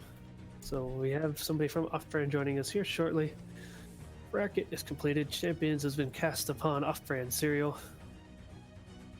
There we go. Who do we got? We got Buddha. We got Dr. Patrick. We've got everybody. Everyone is here. It's the team, boys. Hello. Call Sakurai. Everyone's here. Where's Julia? We did it. Julia's probably still watching the delayed stream. Get her in here. Hello, everyone. How are you doing? Hello. Good. We're happy first. Congratulations, boys. Why, thank you. We tried very hard. Angela is here. A little late. I'm what? Yeah, congratulations, you guys. You did it. You won Division D. You are the champions. Have you seen the little trophies actors preparing for you guys? Hell yeah. Oh, I haven't. I'm excited now. I hope it has a giant D on it. There's no. I don't see a D on it. I mean, there's no. Actor fail. There's no D on it. There's no D in NGS Champions Season 5. Just give it to Buddha then. He can have champion. There you go. So let's start things off, y'all. Game number 1, Infernal Shrines. Y'all pretty comfortable on that map? Indeed. Yes. I think it's actually been one of our better maps. I believe it was our first map that we ever played in NGS was Yep. was that map. And we won so hard they couldn't get out of their base. And actually, I think we've run a different comp on that map every time we've played it. Oh yeah. I could be wrong. Yeah. Well, you take that one for the handy. That was Jimmy pulling out their infamous Zul tank comp. Y'all had just the right answers for it. And able to get the lead big enough early on that once he hit 13 and got that big power spike, things swayed a bit in their favor, but y'all held on and took it to him, taking game 1 pretty handily. Did you expect Vazul coming out there? We honestly never know what to expect from people's drafts. It's just kind of like we load in and we're like, hey, let's play something, and then they pick stuff and we go, hey, that's the character, and then we pick something else. That's about it. Like, there's not a lot going into the draft logic. To elaborate, normally we pick to what we want to play. Yeah. Instead of picking to what they're playing. Yeah. All right. It's worked for y'all so far. I have to translate sometimes. Oh, we all do, don't.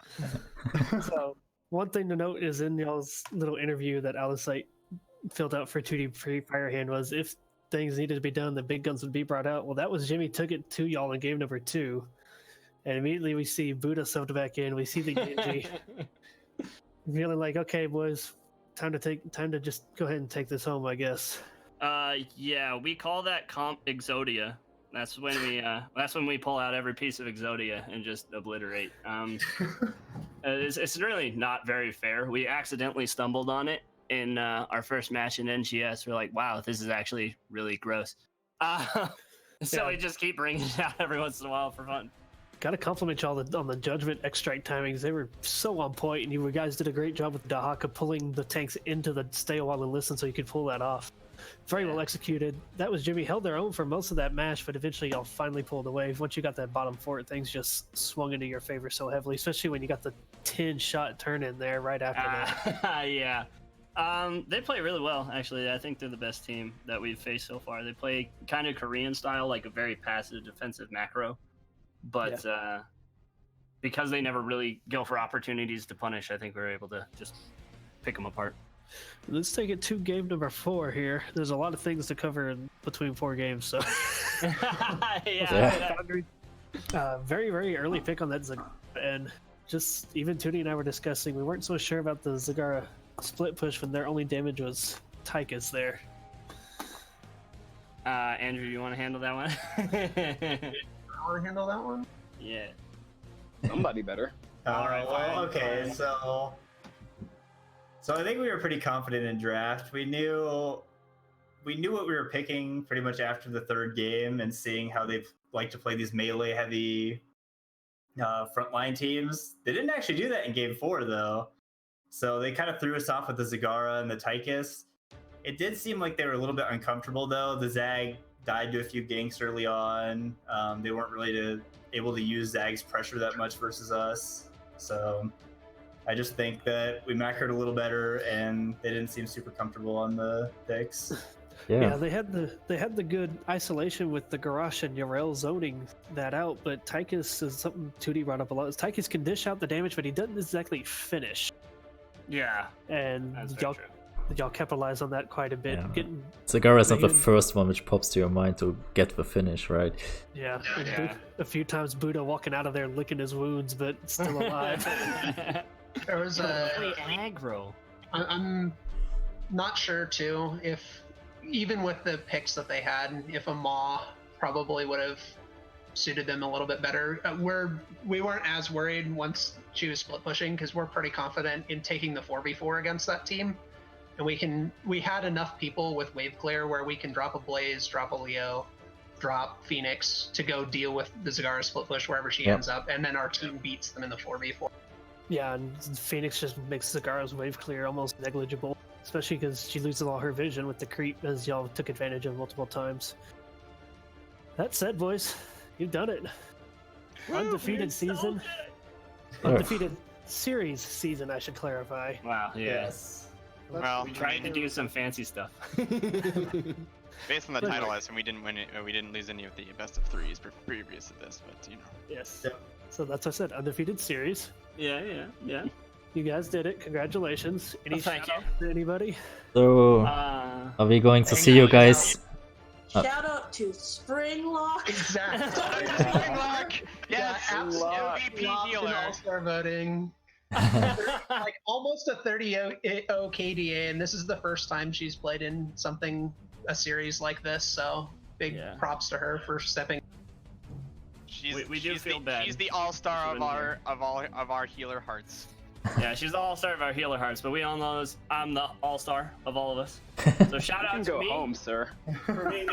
Shout out to hashtag mute Buddha in the chat. Mute Buddha.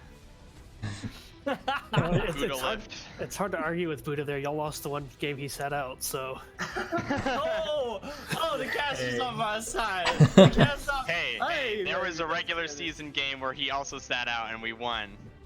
Please, I didn't see that one. So. Yeah, it never happened. This is a fictitious statement. They're just feeding you lies. Don't listen to the team. I don't know. So we have our last two games, or our last two series, right? Buddha didn't sit out and we lost 2. So he's lost 2 games, and without him we've only lost 1. Oh, that's true. I didn't actually lose. I was a spectator in my team not finishing the victory. And there's a big difference there. Like, I didn't win, it doesn't mean that I lost, you know. Everyone else might have, though. So, Tootie, I believe you had some commentary to add there towards the end. So what are your plans for next season? Win again. Win again? Yeah. Are you going into Division C? We would hope so. Yeah, I don't know how that works, but if we can. If we go up a division, I'll be proud of us. Yeah. Alright. It might happen. Yeah, we should go to Division E. I think that's Spice it up. Spice up Division E. Alright, so yeah, congratulations to you guys again.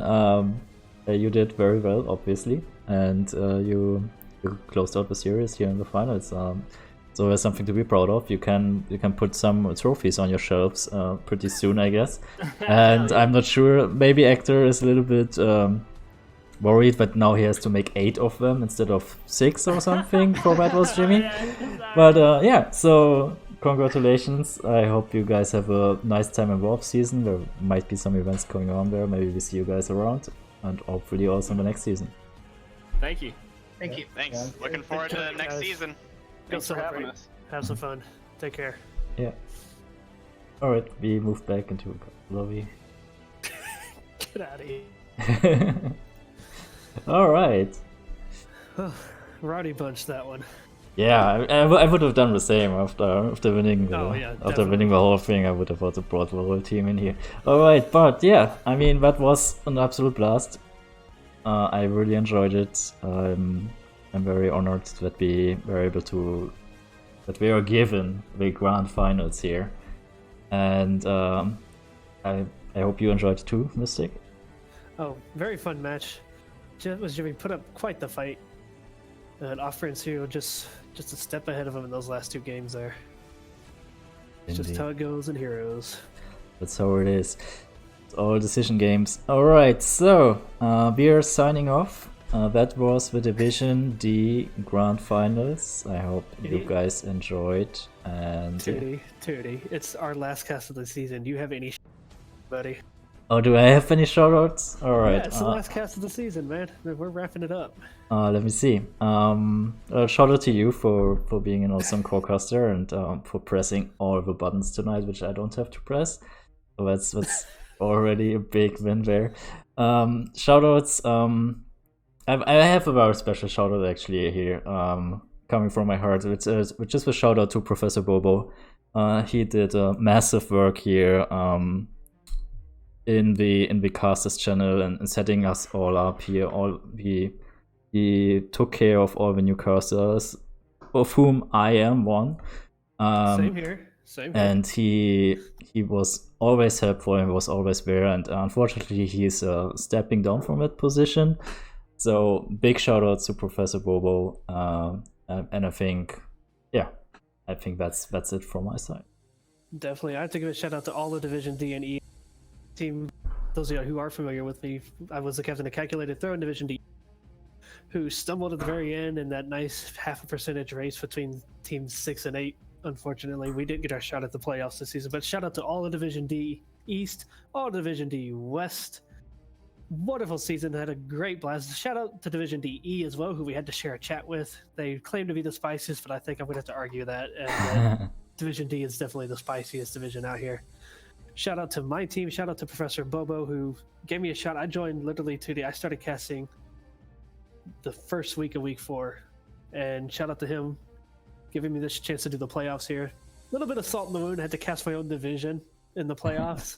But shout out to him. Great work by him. Great work to all the other casters who I pulled lots of inspiration from by borrowing some ideas throughout the season. But shout out to Cat Peach, who showed me some tricks in OBS. Shout out to you, Tootie. It has been a blast getting to know you this season, getting to cast with you, playing with you, suffering the hands of playing some matches with Calculated Throw and in the downtime there. Shout out to everybody and everyone. It's just been wonderful, but the most personal shout out here is to my wife, even though she's not listening.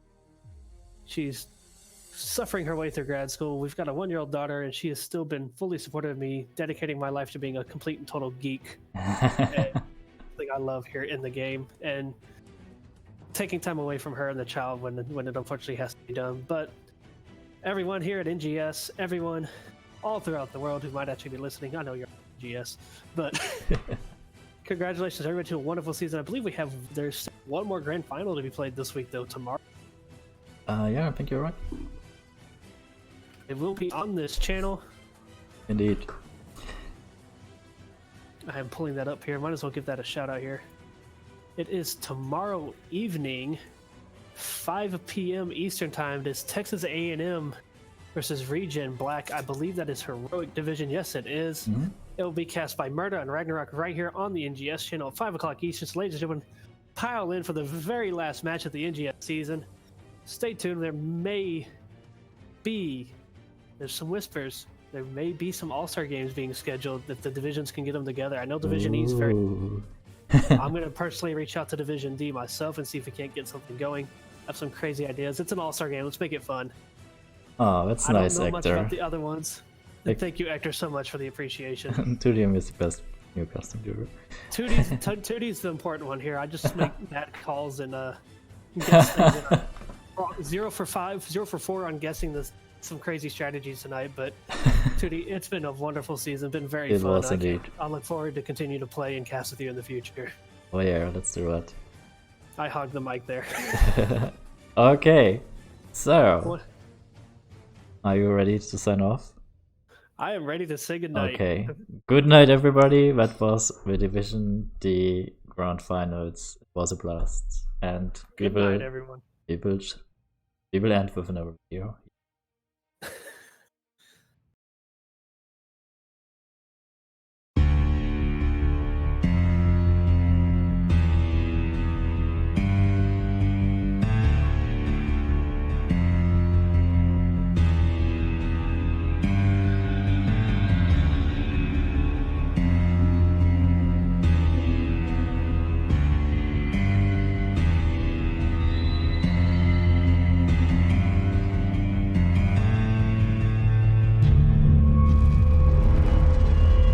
Falling 20%, and this is gonna be GG as the Immortal flies away. Good league. Deltoy, who is trying to get as much damage out onto Deltoy as possible, ends up falling. 3 members end up make it 4 fall. And that's game. Good game. Got it.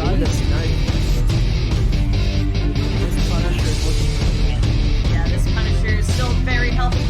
20% left on the core. And this, ladies and gentlemen, is going to be Now, we got bloodshed everywhere. Core is only at 80%. Down goes Johanna, and now Jin has the numbers advantage. That core is dropping fast.